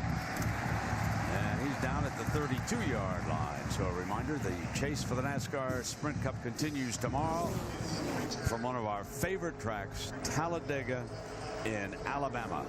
12 Eastern it'll get started, and of course the man everyone's chasing now, there is Jimmy Johnson, looking for a four-peat. He will sit on the pole tomorrow, and if you like that high banked oval coming out of there, can't miss Talladega. Alan Bradford in as the running back for Matt Barkley. Trojans down by 10 early here in the third quarter. Bradford pounds and doesn't get much out of the run. Look at the gang tackling by Aliota and the Ducks. Yeah, the gang tackling was there in the first half against the run. USC not able to do a whole lot on the ground, only 57 yards in the first half, and Matt Barkley is going to have to throw this football. Nick Aliota, the defensive coordinator from Oregon, making it pretty clear. They don't have a lot of superstars, so they're going to crowd that line of scrimmage and gang tackle against the run and see if Barkley and his receivers can execute in the pass game. Damian Williams, number 18, out to the left. In the corner, there's a penalty. Little flinch off the right side there. Self-destructing again. Dead ball. False start. Offense number 56. 5-yard penalty. Remains second down. That is the 6th false start by the Trojans here, and this veteran offensive line, and Pete Carroll probably can't believe it. Again, Matt Barkley, you're right. The crowd's not affecting his play, but without question, it's affecting that offensive line. Is they're they're jumping up there because they're not so sure of when the ball's being snapped and when that defense is moving. That was the offensive line coach, Pat Rule. Here's McKnight, picks his daylight. Fine run for 8 yards. Marvin Johnson, one of the defensive backs for the Ducks. You know, you go back to the original game plan for USC, and that was to allow their running backs to become a force in this game. They didn't really feel that anybody has been able to attack Oregon's undersized defensive line all year, and they felt with a big veteran offensive line, they're going to try to get physical. Nick Aliota obviously knew that, and that's why they've countered by putting a lot of people up front towards that line of scrimmage. Power formation on 3rd and 2 for the Trojans. McKnight got the first down. Breaks a tackle, crosses midfield. 40, pushed out of bounds at the 34-yard line by Talmadge Jackson as McKnight breaks a tackle at the point of attack. It's a power play. The left guard, Lewis, leads his way around. DJ Shoemate picks up a good block. And how about the patience that time by Joe McKnight? We saw that from Michael James from Oregon in the first half, kind of figuring out his hole and eventually slithering through. And when you put so many guys at that line of scrimmage, if he breaks through that initial surge, he's got a lot of room to run. McKnight has rushed 13 times for 87 yards. Quick strike to the outside. Here's Johnson in a foot race. And he picks up close to 10 yards. Let's see where they finally spot it. The accuracy that time from Matt Barkley on a quick little look pass like that is so important, just to give your athlete on the outside a chance to make a play. Don't just throw it out there. But when you have one-on-one coverage, you're going to have to throw on 1st and 10 with that commitment by Oregon up to the line of scrimmage. Good play call by Jeremy Bates and well executed there by the true freshman, Matt Barkley. And the spot gives him a first down. So back-to-back first downs on this drive for the Trojans. Ailes in motion. Barkley has time, high, incomplete. He flared the fullback, DJ Shoemate, who is filled in here tonight for Stanley Havili. The injury list is long for the Trojans. Without Anthony McCoy, without Trayvon Patterson, without David Ausberry. None made the trip. Stanley Havili's here has not played. Christopher O'Dowd, the starting center, having some problems with that knee, and he has not played in that offensive line as Jeff Byers continues to anchor it. He's the center.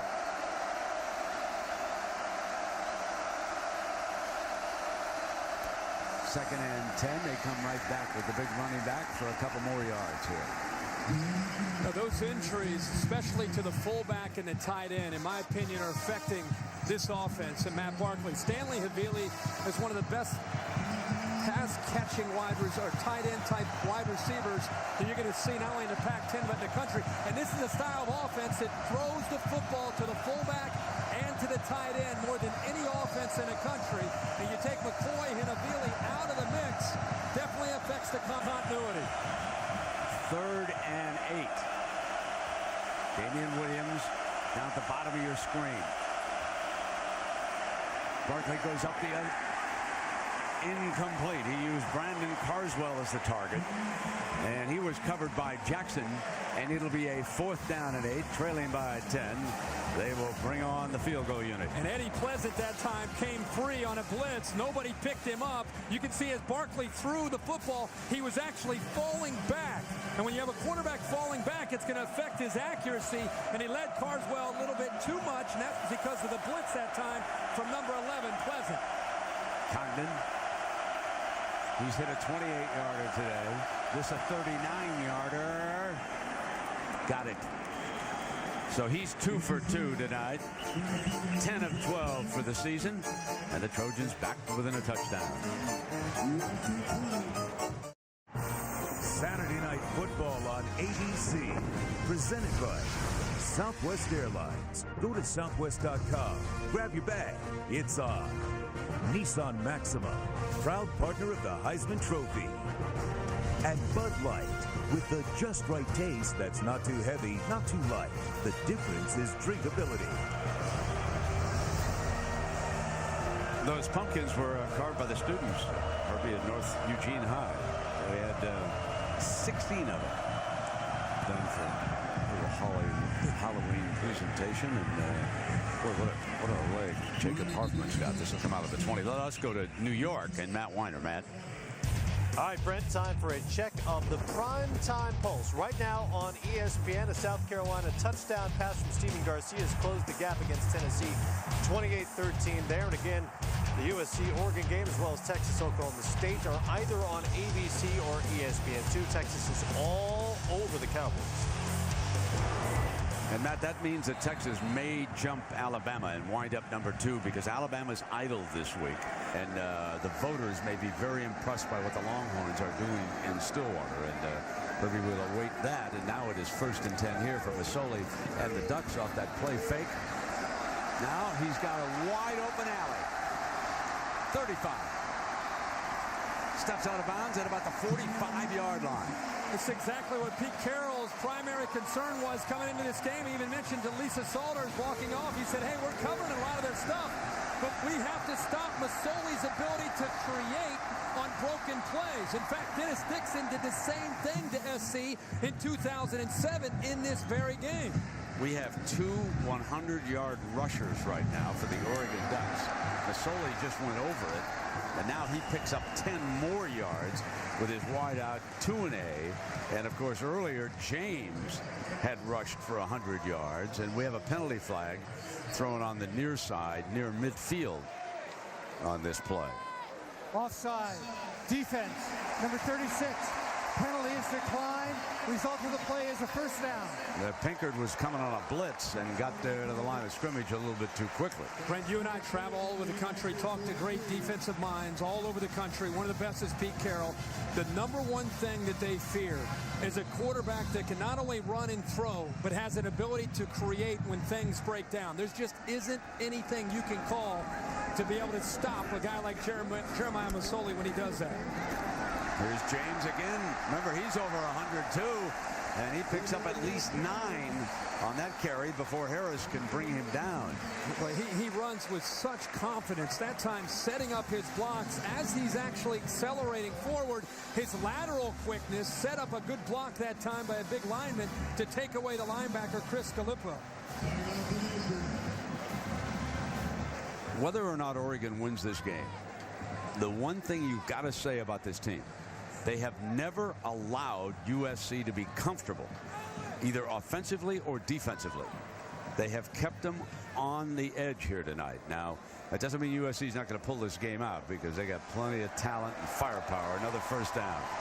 Well, their versatility keeps you on your heels. How about James as he's going forward? He just sets up that block, and it makes it pretty easy for Carson York, who waits for the linebacker to get in there. See, it looks like Gallipo has a chance. Boom, he set it up perfectly. York makes the block, and downfield goes James. Ball is spotted across the 35-yard line here for the Ducks. And there's Lamichael with 109, and Masoli has rushed for 101. Masoli has thrown for a touchdown and rushed for a second one here tonight. Handing off again to James, and James another 9 yards. The versatility, the different looks, different formations, different personnel groupings. USC has not been able to be aggressive at all tonight. They're thinking too much, and Oregon is attacking with Chip Kelly's offense. They run the ball in the middle. If you commit too many people down to the middle, they throw a quick pass to the outside. If you come up to take away a quick pass, they find a seam route to a tight end or Jeff Mayo behind you. Second down and 1. A little bit of that pistol look, a little bit more offset. There's the first down. That Herbie was too easy to Jeff Mayo, who was wide open. And Mayo crosses into the red zone. Again, if you're going to take away the running game, you start to cheat down right there. Look at the recognition. Very simple. If a quarterback is going to, in this offense, is going to see a safety commit down to stop the running game, even though the running play is called, he's just going to pull off of that and throw a quick little pass to the outside. You can see how effective this offense has been in the red zone. And whistle.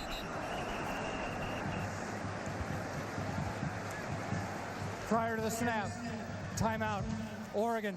That's their first charge timeout of the half. There's coach over there with Jeff Mayo. I'm going to tell you how he operates practices a little differently when we come back.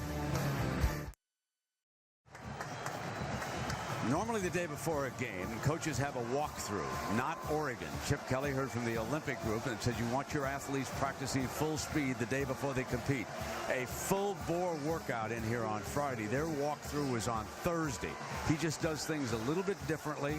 And during much of the practice, the USC fight song came blaring over the loudspeakers. Then Lee Corso's voice, "Not so fast, my friend."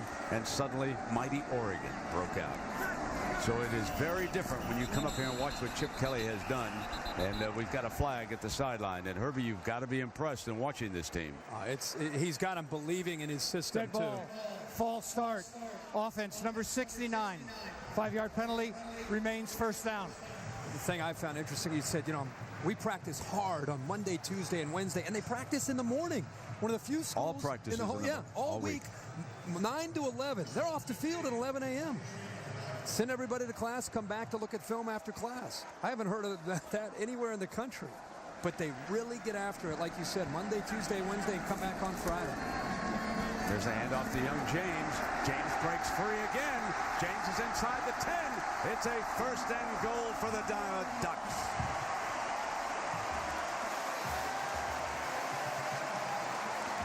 He's just going to follow his left guard, Carson York, around and just kind of pick up yards. And he has such great lateral quickness and great vision along with a burst that he fits perfectly into this offense with Jeremiah Masoli.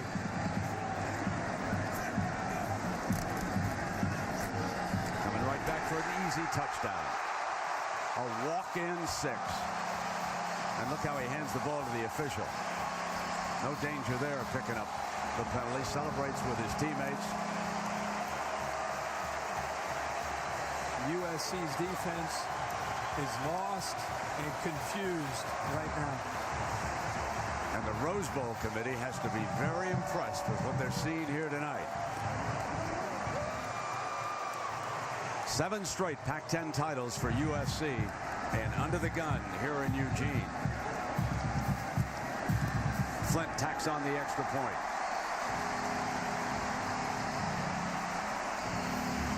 As It's the same play this time, coming back the other way. He's going to follow his right guard, Mark Asper, around. Nobody is there.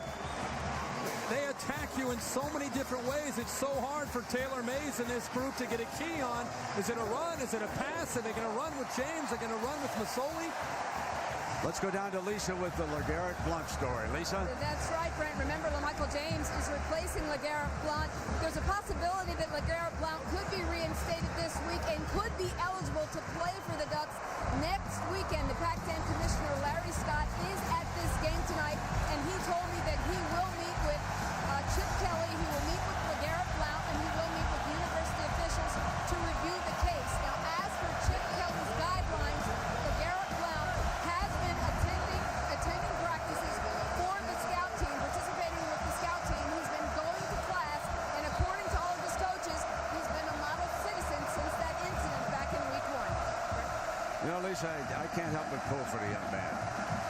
Come back, save his career, play again. I'm on his side. Going to class, coming to practice. Herbie, I think you agree. I'll ask you about this right after this kickoff return from the 20-yard line by McNeil, and he is smacked. Let's go back to LeGarrette. I think the greatest thing that happened out of that whole thing is that for a first-year head coach here at Oregon and Chip Kelly to be dealt that after his first game, instead of kicking LeGarrette Blount off the field, get away, you're no longer a part of this program, he removed him from playing for the Oregon Ducks, but allowed him to stay within the program instead of kicking him to the curb, thinking about the young man's future on and off the field. That was the greatest thing that I think Chip Kelly did.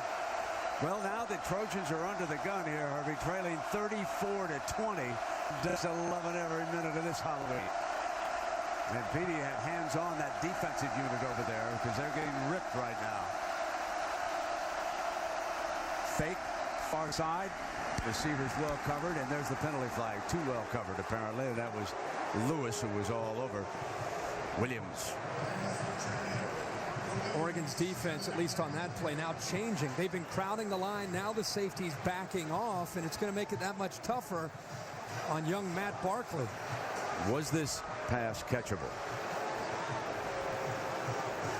The officials are conferring. Pass interference, defense, number 14.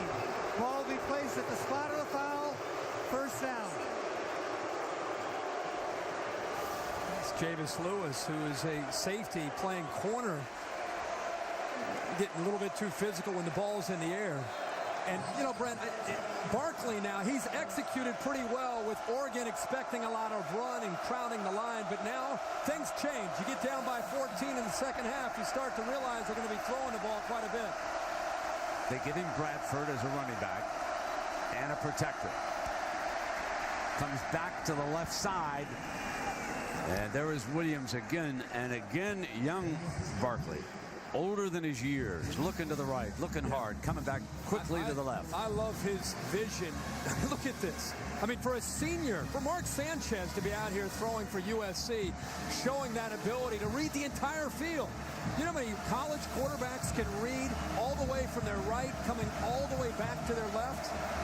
Not many.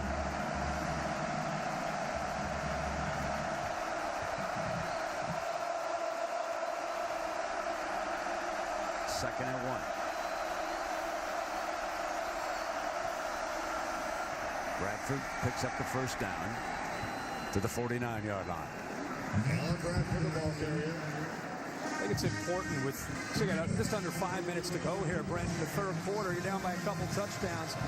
You're going to see Jeremy Bates not completely abandon the running game and try to figure out if the safeties are sitting back. You still have to have that ability to run the football and pound the rock into that defense. If they're sitting back waiting for the pass, it puts too much pressure on Barkley and these receivers.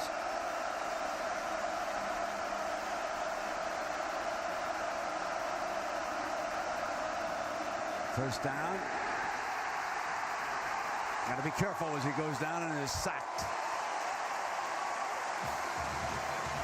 That was Eddie Pleasant again, the sophomore from La Palma, California. Gotta love the call by Nick Aliotti here. 1st and 10. Forget about being conservative. And I'll tell you, Eddie Pleasant has been all over this field tonight, number 11, whether it's been in coverage or blitzing him with his speed. That time he and Brandon Bear, the big defensive tackle, putting too much on Barkley, but the confusion up front was the key there.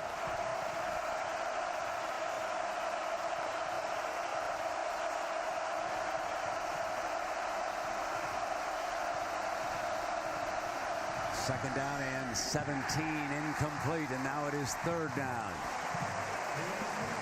All of a sudden, when you start to bring pressure from different areas, you get an offensive line that's not protecting Matt Barkley as well. So Matt Barkley, he's human. He's going to feel that pressure. All of a sudden, you start to lose your rhythm and also your accuracy. That time throwing the ball well behind his receiver.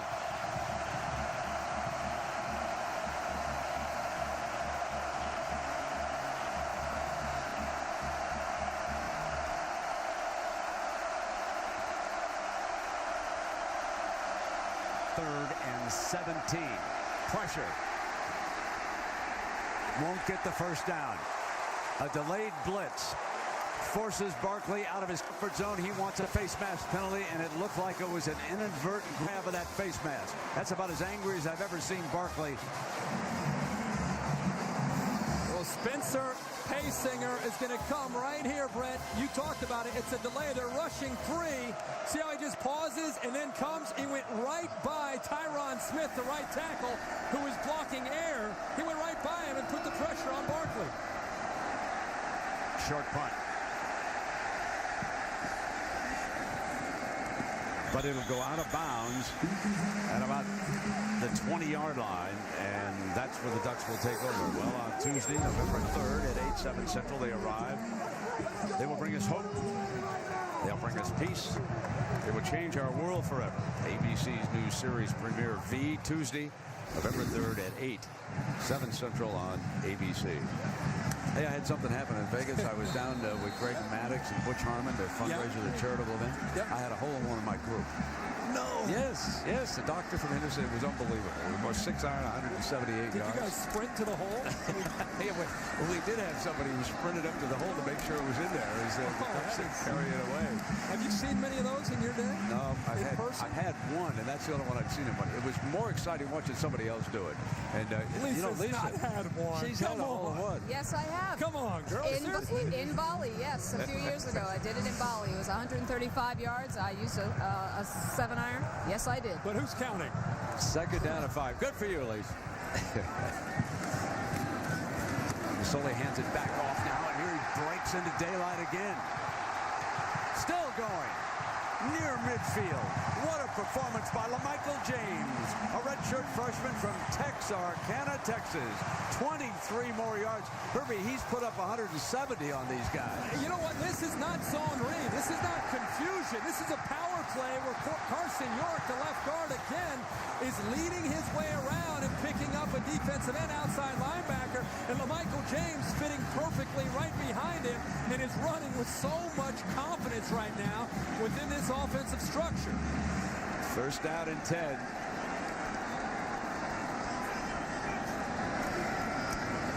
Coming again.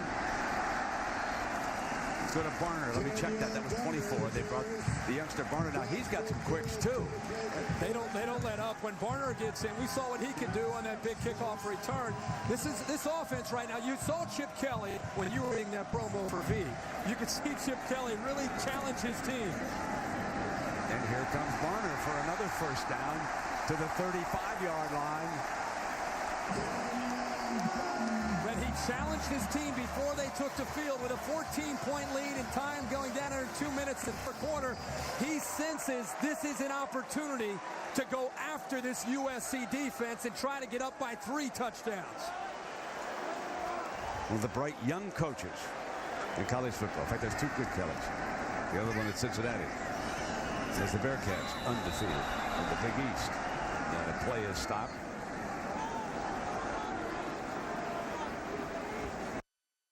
False start. Offense number 79. 5-yard penalty.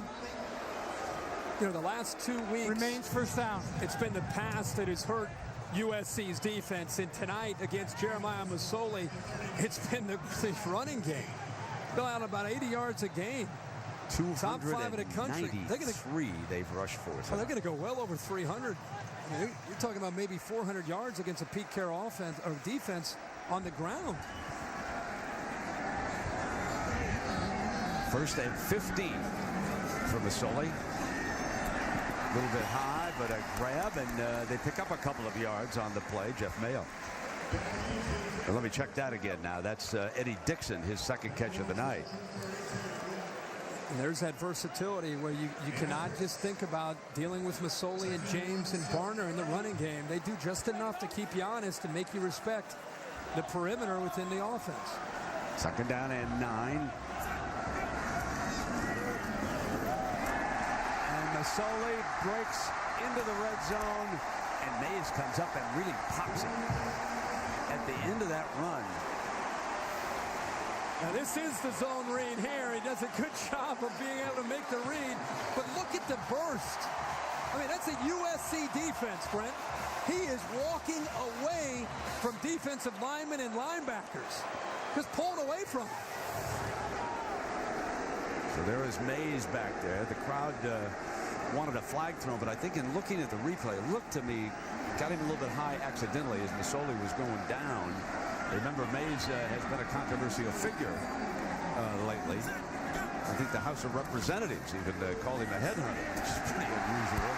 And there is a first and goal, Dixon again. Now they have found the tight end. And they're going back to work here, Herbie. Yeah, you think, okay, let's stop the running game. Well, no, now he's going to throw it, and what an accurate ball. There was not a lot of room there for Masoli to be able to get that in to Dixon. But this offense in sync and definitely feeling it right now. Chip Kelly wants to keep attacking. Before the quarter runs out, he wants another play. They're going to get it. Touchdown, Jay Barner. Kenyon Barner, another redshirt freshman from Riverside, California. Outstanding drive by Oregon, and Chip Kelly sensing the urgency and the importance of this drive right here. He knew he had USC's defense on its heels, and he wanted to attack and finish this third quarter off. Credit the offensive line and the powerful running of these small backs. Boy, they run hard. So we are talking about the Oregon Ducks and the Pac-10 and the Rose Bowl and all of that. When do we start talking about them for the BCS championship if those teams in the SEC and Texas ever lose? This is a real good-looking football team here tonight.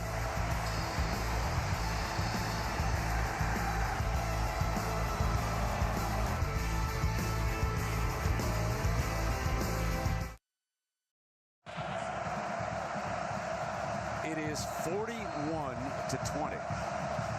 A home underdog, the Oregon Ducks, shocking USC right now. Fielded on the 3 by McNeil. And McNeil is down around the 25-yard line. But when you look back at USC's recent trips to Oregon, it has indeed been frightening. Corvallis about an hour away. They celebrated one. Then here in 2007, Mark Sanchez, the loser. And then in 2008, it was the Beavers again. And now here tonight against Pete Carroll, Oregon has put up 41 points, the most they have ever scored against USC in a football game. They lead it 41-20. And McKnight back on the field on that first down. Herbie, it has been some show here. Yeah, it has. You know, not just tonight, but you mentioned the history with dealing with Corvallis and Eugene. Two good football programs that probably don't get the recognition and credibility around the country that they deserve. Mike Riley doing such a good job at Oregon State. And, of course, Mike Bellotti over the years, and now Chip Kelly doing a great job in his first year here in Eugene.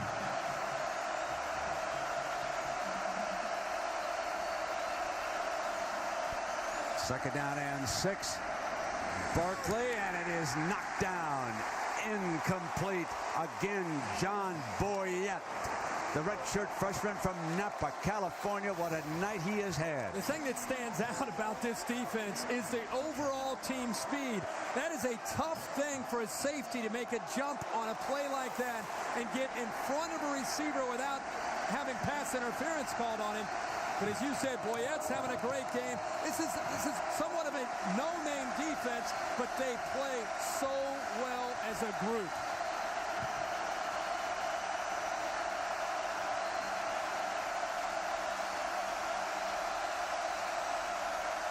3rd and 6. Goes deep, out of bounds, and it will be 4th down. What? 3rd down. Oregon knows it's coming, and nobody is open. All 3 receivers covered like this. Tolman's Jackson all over. Ronald Johnson has nowhere to go, and the quarterback, Barkley, just has to throw it away.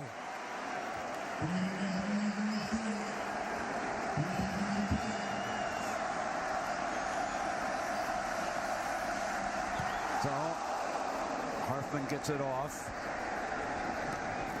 And a fair catch, signaled by Barner. And that's where Masoli and the Ducks will have it. Still almost an entire quarter to go. And the Ducks already have 41 on the Trojan D.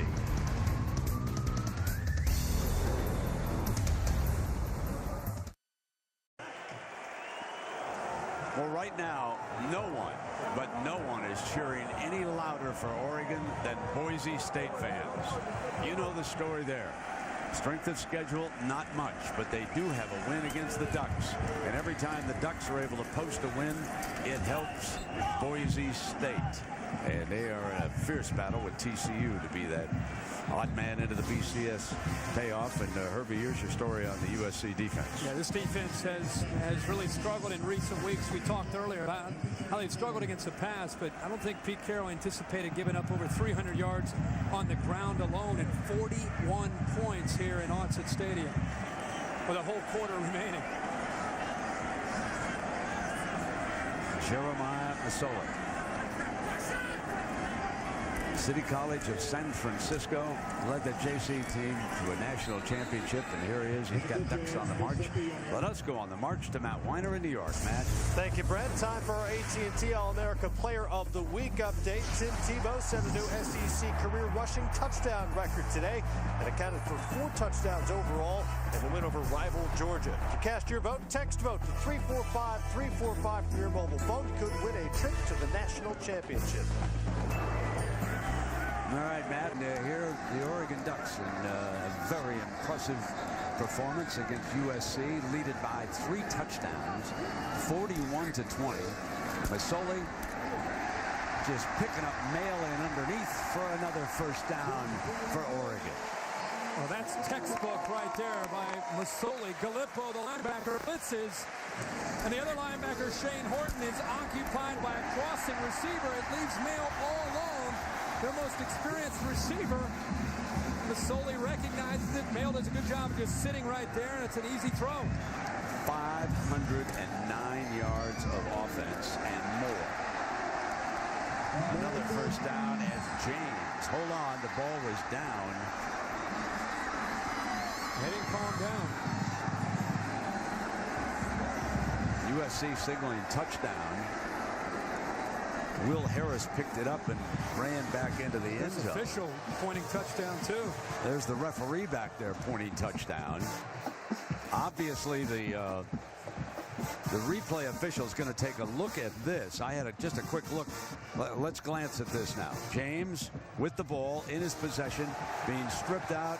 Yeah, I can't tell for sure because his back was to me, being turned a little bit when the knee goes down. But here, watch this look. There's no question that it's going to be reviewed. And remember, the call on the field now is a touchdown, and it has to be indisputable video evidence that this knee was down and he had possession. When I saw it with the naked eye, I thought he was down. But how sure can we be? Brett, his knee was down, his hip was down, his shoulder was down, his entire body is down, and then the ball comes out. You made a great call there, my friend. So there we...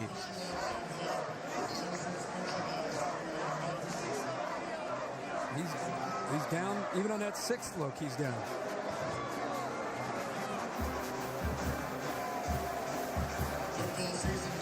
Down again.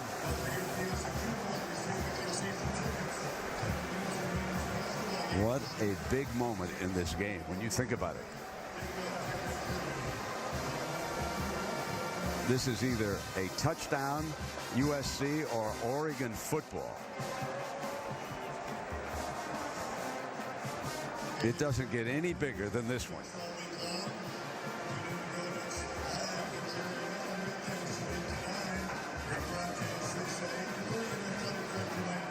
And instant replay is taking its time.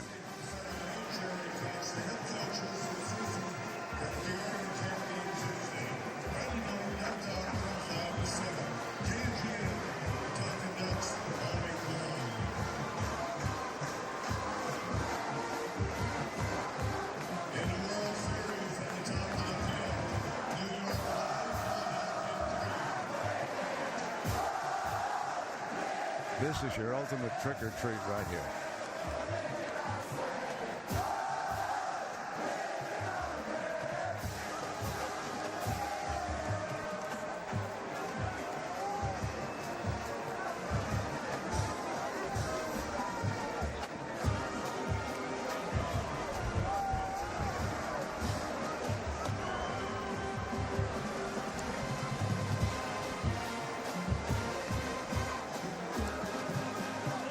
It's also taking them too long.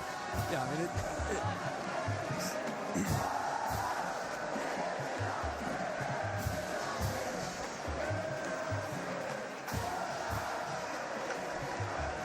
After further review, it has been determined that the runner was down. It is going to be second down on the 44-yard line. Please reset the clock. When it's going your way, it's going your way. no doubt about it. You know, Pete Carroll told Will Harris and the entire SC defense that they've got to get the football back to the offense. Obviously, down by 3 touchdowns here. Rip that football out of there. So they spotted at the 44.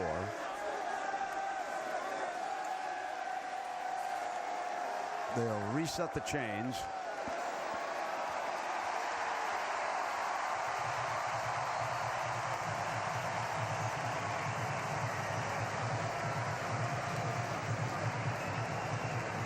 We're going to have another conference. Now the down marker is being moved back to the other side and back to the 46.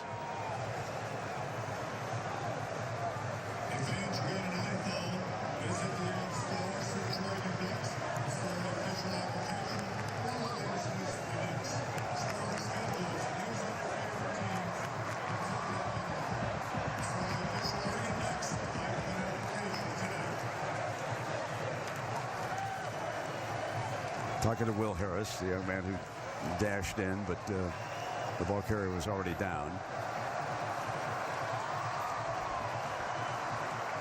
It'll be 1st and 10 on the 44-yard line. Please reset the game clock to 12:19. 12:19 on the game clock. 1st and 10 on the 44.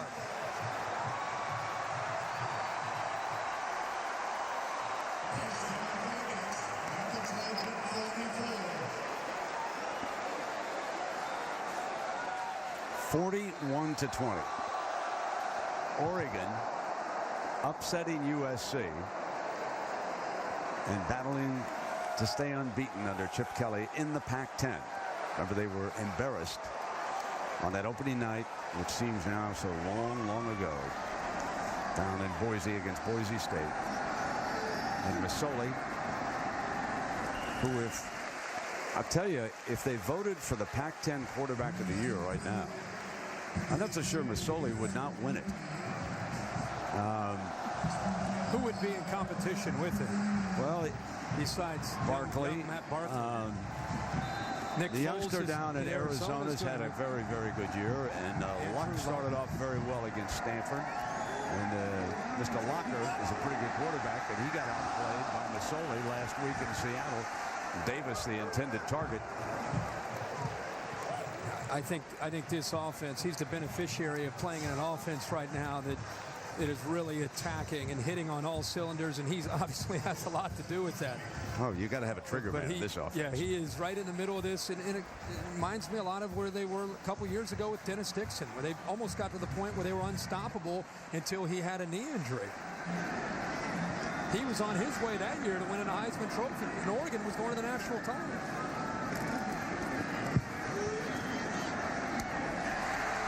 Complete for a first down. So Masoli finds Jameer Holland, the transfer from USC. We were talking about it at the break. Is Oregon going to let off the accelerator here and just try to work the clock up with 3 touchdowns, or they can continue to attack? Chip Kelly showing you his personality here. Even with the lead, he's not changing his offensive style at all. If anything, they've pulled back a little bit on the tempo, but they are still throwing the football and running and doing what they've done the entire game. Quick strike back to the outside. Got a block. And Tuane is out of bounds. And back inside the red zone are the Ducks. If you're expecting them, if you're USC and you're just expecting a run by Masoli and they're just going to work the clock, and what USC's doing again, they're going to load up the line of scrimmage and they're going to give them that quick pass to the outside. And Tuane, even at 6'5", still showing you a little bit of nifty moves there to pull away from some of the defenders. 545 yards for Masoli in this offense. And that was a poorly thrown ball because the defender, Pinkert, really had position on the receiver. One of the few times that Masoli has not had an open target to throw to. I think that time he got a little greedy. He actually had a receiver right there in front of the intended receiver if he just puts it out in front of him. But instead, he tried to take the shot into the end zone that time to Holland to pick up the touchdown. But if it goes to the shorter throw, he picks up another first down. They stacked 3 receivers to the left, roll in that direction. Incomplete. Just overthrew his intended target, Tuane.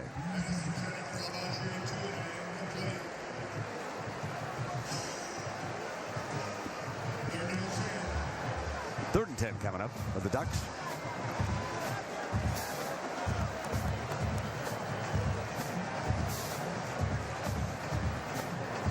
USC leads the nation in sacks with 29 so far tonight. Not been able to get to Masoli because of his ability to get away from pressure when they have gotten in there. The 323 rush yards, and there's a penalty flag thrown by the umpire, false start. So that'll cost him. The Ducks have had 8 penalties here tonight for almost 50 yards. So we want to remind you that right after the game, late local news over most of these ABC stations, and over on ESPN, you can turn over to SportsCenter for post-game analysis as well as today's scores and highlights. Texas rolls against Oklahoma State. Florida does likewise against Georgia. Alabama takes the week off. And there's Masoli on the keeper. First and goal.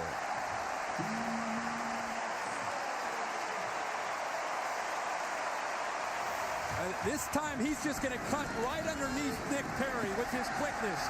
Picks up a nice block there by Kaiser. But this is predetermined. He's going to make this move right into the inside of SC's defense. There's a huge seam there.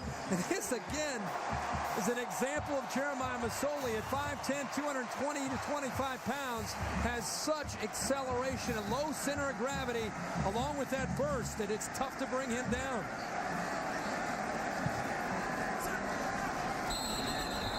Penalty flag again. The umpire stepping in. And a referee joins him.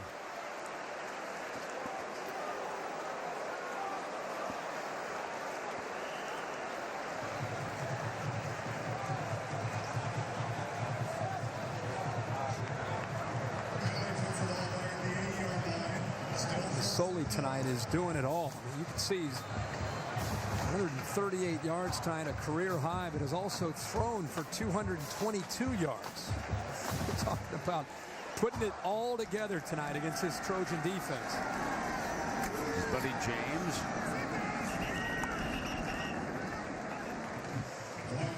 That was Kennard making the stop for the Trojans. Second down and goal. talk so much about Masoli and James. You know, that offensive line, they've just not allowed any penetration at all. They've played such a great game and kept the pressure off of Masoli.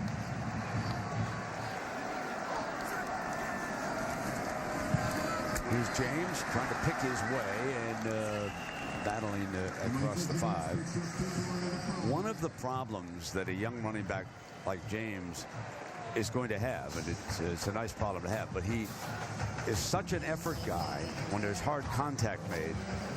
I dare say somebody's going to stand him up and strip him somewhere along the line. You run into that when you're a running back, and you try so hard after contact to pick up those extra yards. But he is a fine-looking back. Young man from Texarkana, Texas. Like Max said, he can't have them all. They're down and goal.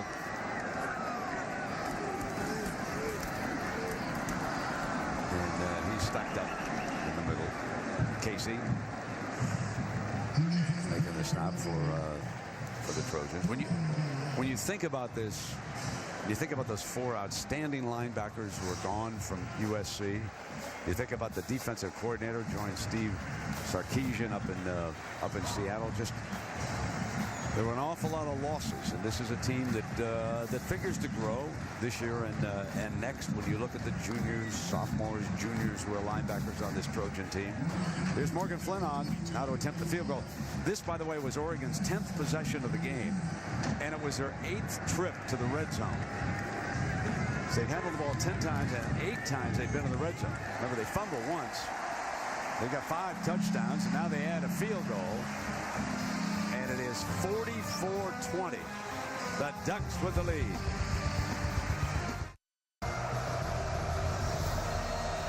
We are back. Oregon to kick it off again. And Rob Beard has been very busy here tonight. Line drive through the end zone. It'll come out on the 20. This is a Halloween to forget if you are Pete Carroll. 44 points tonight, the most allowed under a Pete Carroll coached USC team. The first 5 games this year, Carroll's defense allowed only 43 points. That's 5 games, 43 points. That's 44 tonight in one of them. Notre Dame scored 27 in a loss. Oregon State 36 in a loss.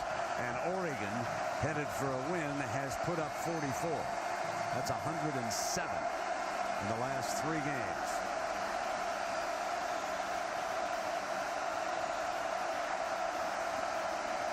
Barkley, screen, McKnight, incomplete.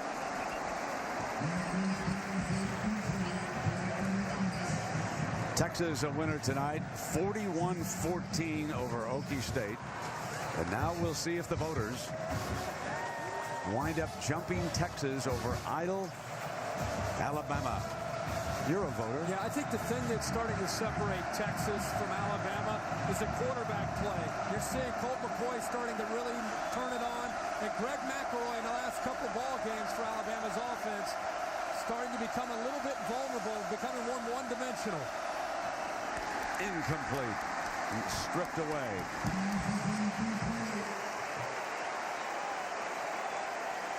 The other thing about this Oregon team, ladies and gentlemen, they're not just beating teams. They're pounding Cal by 39, Washington State by 46, UCLA by 14, Washington by 24, and here tonight they lead USC by 24.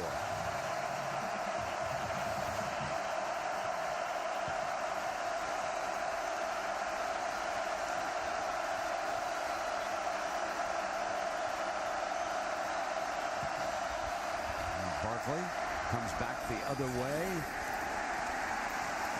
And that is short of the first down. And that's Damian Williams. This defense has been at it the entire game. Nick Aliotti, you know, he came out and he made a comment that surprised some people. He said, I'm starting to see some comparisons to that 94 defense, the Gang Green defense that led the Ducks to a Rose Bowl. And you start to watch them, and you start to see some similarities as far as the effort, the enthusiasm, the way they rally to the football. Man, these guys play really hard. So here is Harfman. And that is a short punt. And Masoli will have half a field to work with, and that's a very dangerous move by a Duck down there. A sellout crowd loving it here in Eugene, Oregon tonight. 44-20 Ducks. Well, Brent Musburger with Lisa Salters and Kirk Herbstreit. And Herbie, let's take a look at the Pacific Life game summary, my friend. Now, Matt Barkley, the young freshman, started early, throwing the football and making some big plays for the Trojans in the first half to keep them in it. But let's face it, it's been all Jeremiah Masoli. 360 total yards running and throwing, and Michael James giving him nice balance in this offense, doing almost anything they want to do against this SC defense. 7 minutes remaining.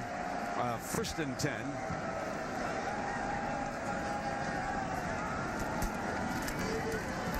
And Masoli hands it off now to Andre Crenshaw, their third tailback, and he bolts for a first down. Herbie, we got a crowd of 59,592, and I must say, it is one of the loudest crowds that we have heard. They have been in it since the beginning.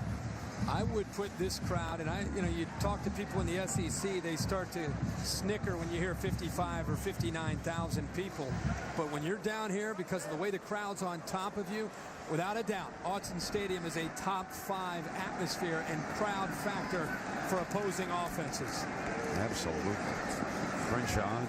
Let's go down below to Lisa. Lisa, it's got to be a little noisy down there, too. Yeah, guys, and I've got this decibel, the sound level meter with me, and it's gotten as high as 110 here. And it doesn't seem like this is a big place. Like you said, 60,000 people here. And I usually don't keep both of my headsets in because I like to have to be able to hear out of one ear what's going on around me. I've had both of my headsets in the entire game because that's how loud it has been here. Yeah, exactly. Awesome. Glad to hear it's louder than a vacuum cleaner. It better be, right? It's not having a real nice Halloween. Yes, indeed. Sit down at 9. And just using the running back Crenshaw to start to bring the clock down. They've used 3 tailbacks now. And, of course, Masoli's been a big factor rushing. Total of 358 yards. They have 2 100-yard backs tonight. In fact, James almost hit 200. He's out with 183 yards tonight. Masoli with 138. Now, Wynn have 2 backs against USC, gone for 183 and 138. That's a great question. Well, that's pretty remarkable. George Hill's going to stay busy looking that one up. George thought he was just going to wind it down nice and quietly. And you send him quickly to the record books. He and Brian both searching, and look at this. Masoli, and he's down close to the 10-yard line.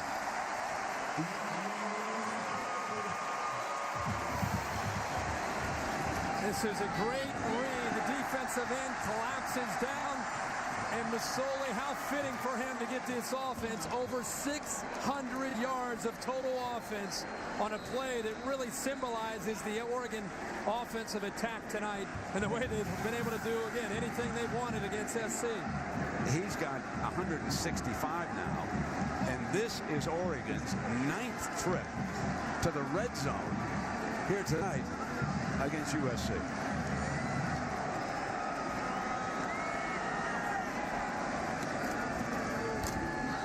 Inside handoff from Crenshaw. Remember in the open I talked about Oregon's offense and how diversified it is. They run the football with their backs tonight. This is tonight. They run the football with Masoli in the zone read. They hand it off to James. And you spend too much time stopping that. They get it out to the outside. Here's DJ Davis. And then if you think, okay, let's stop the running game and the quick hitters, they'll slide a wide receiver tight end behind you and find the open seam. So Chip Kelly from the field calling the plays has such a great feel of when to attack the weakness and the vulnerability of any defense that tries to slow down his offense. Intent to just keep pounding away up the middle. The clock winding down to 3:30. And the straw that mixes the drink is having the quarterback. The X factor is the system with a quarterback that can throw it and can run it and play with such poise. And that's exactly what Masoli brings to the offense. Chip said, I look for a quarterback who can run, not a runner who just throws fairly well. Yeah. You got to get a quarterback. The trigger man. And Masoli and Crenshaw check over to the sideline here. And coach is bringing that clock down. 3rd down and 3.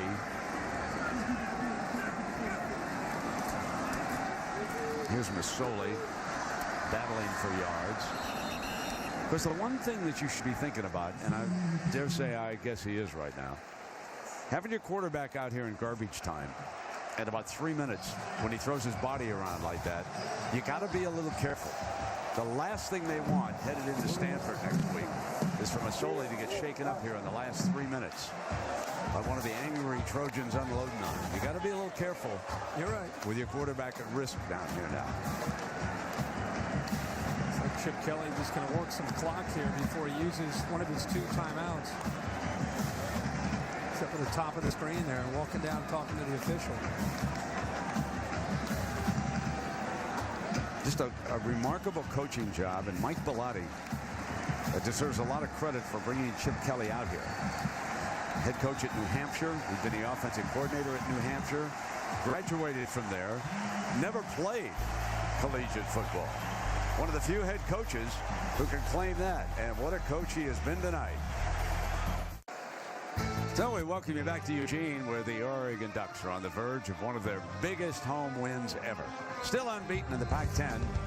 And their field goal kicker, Morgan Flint, trots onto the field. The backup quarterback, Nate Costa, will put it down. This is a 23-yarder.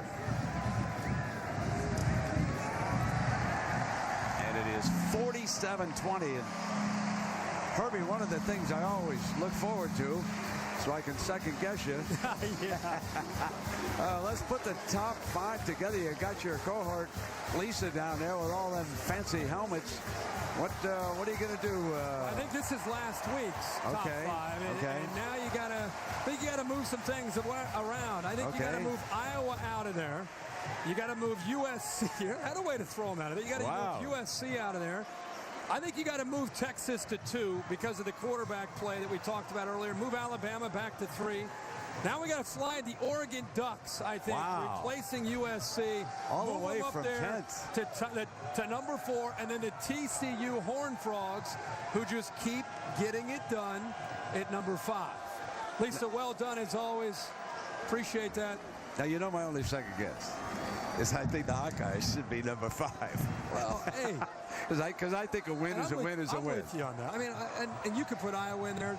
Maybe I'm not trying to put TCU down. Maybe by the time I get an hour of sleep and fill in my top 25, maybe I will move Iowa in there. I don't know. Hey, your boys got a game? Your boys got a game tomorrow in Columbus? Got to catch a red eye. Last game. Oh, you got to get in there with that. Huh? Absolutely. That's great. That's terrific.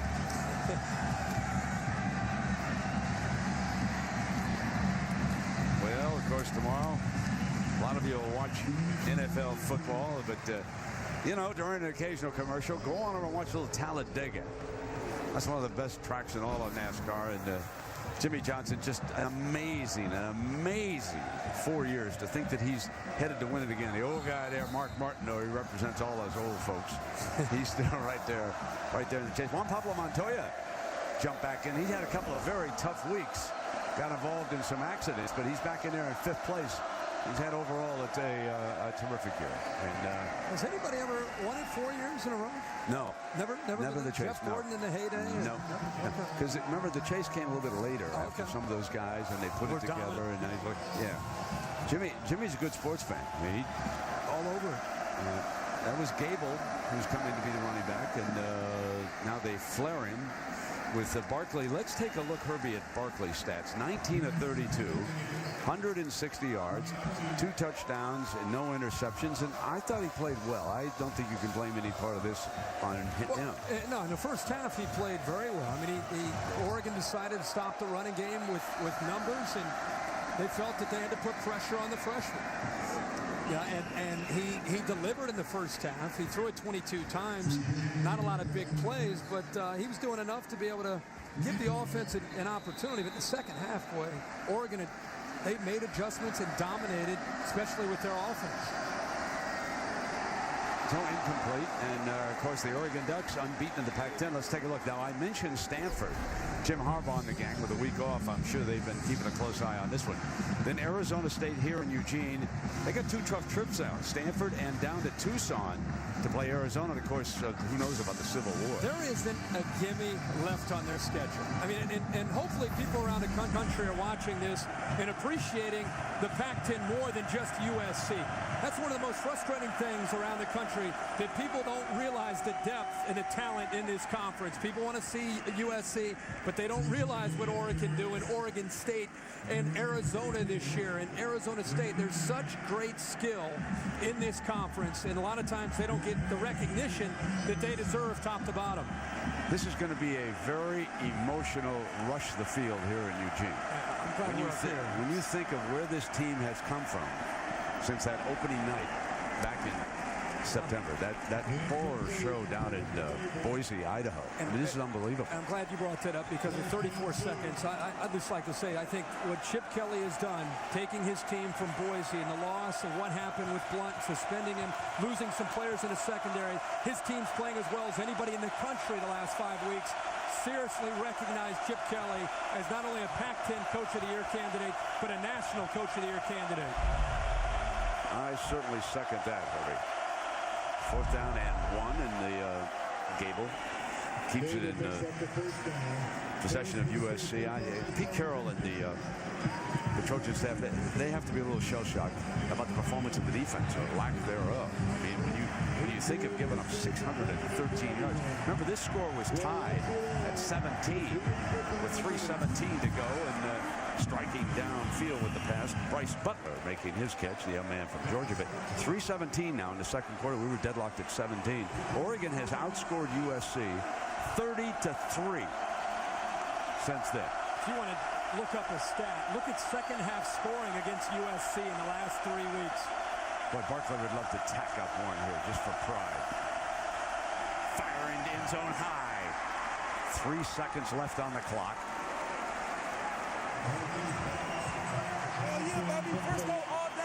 Yeah, Mr. Masoli, you had a good one tonight now. Feeling good.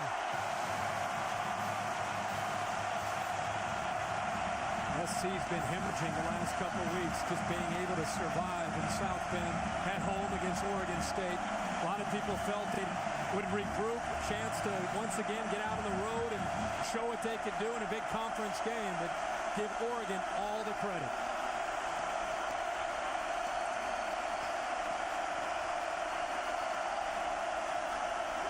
Blitz on Barkley, fires back toward the middle. It's intercepted, and that'll do it. There's a new king in the Pac-10. T.J. Ward with an interception to close it off. And Coach Kelly seeks out Pete Carroll. And the students storm the field here in Eugene. The most points a Pete Carroll USC team has ever surrendered. The Oregon Ducks, their first 5-0 start in the Pac-10 since 1948. Young James with 183 yards rushing. They're just coming over the walls. Look at the duck body.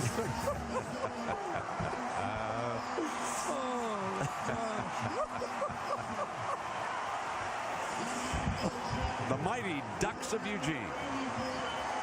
And they can't find anybody. Where's the microphones? Here's Masoli. Lisa, I expect to see her getting tossed up there with the duck. Let's go to Lisa with Coach Kelly. Lisa. I'm just fine, Brent. I have not gotten tossed around, but I'm with Chip Kelly. Chip, if I had told you that you were going to beat USC by 27 points, what would you have said to me if I told you that you would beat USC by 27 points? I mean, we don't know what the outcome's going to be, but we felt pretty confident going in because of how our players prepared. Now, over 600 yards of total offense. What was the key to so much success? Over 600 yards of total offense. That's a good night. That's a good night. Yeah, I think, our players competed. It's a great group of guys. You know, it's a special team. They just got something about them, and it's a great group to be around right now. Now, what impressed you most about your quarterback, Jeremiah Masoli?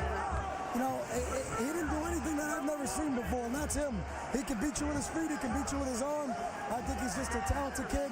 He's an unbelievable competitor. All he does is win. Now, here's something else that might impress you. 11 possessions you had, and 9 times you guys were in the red zone. What does that say about your offense? You know, we preach to our team all the time, finish, and that's what we did, finish. Congratulations to you, Chip. All right, sorry you got bounced around.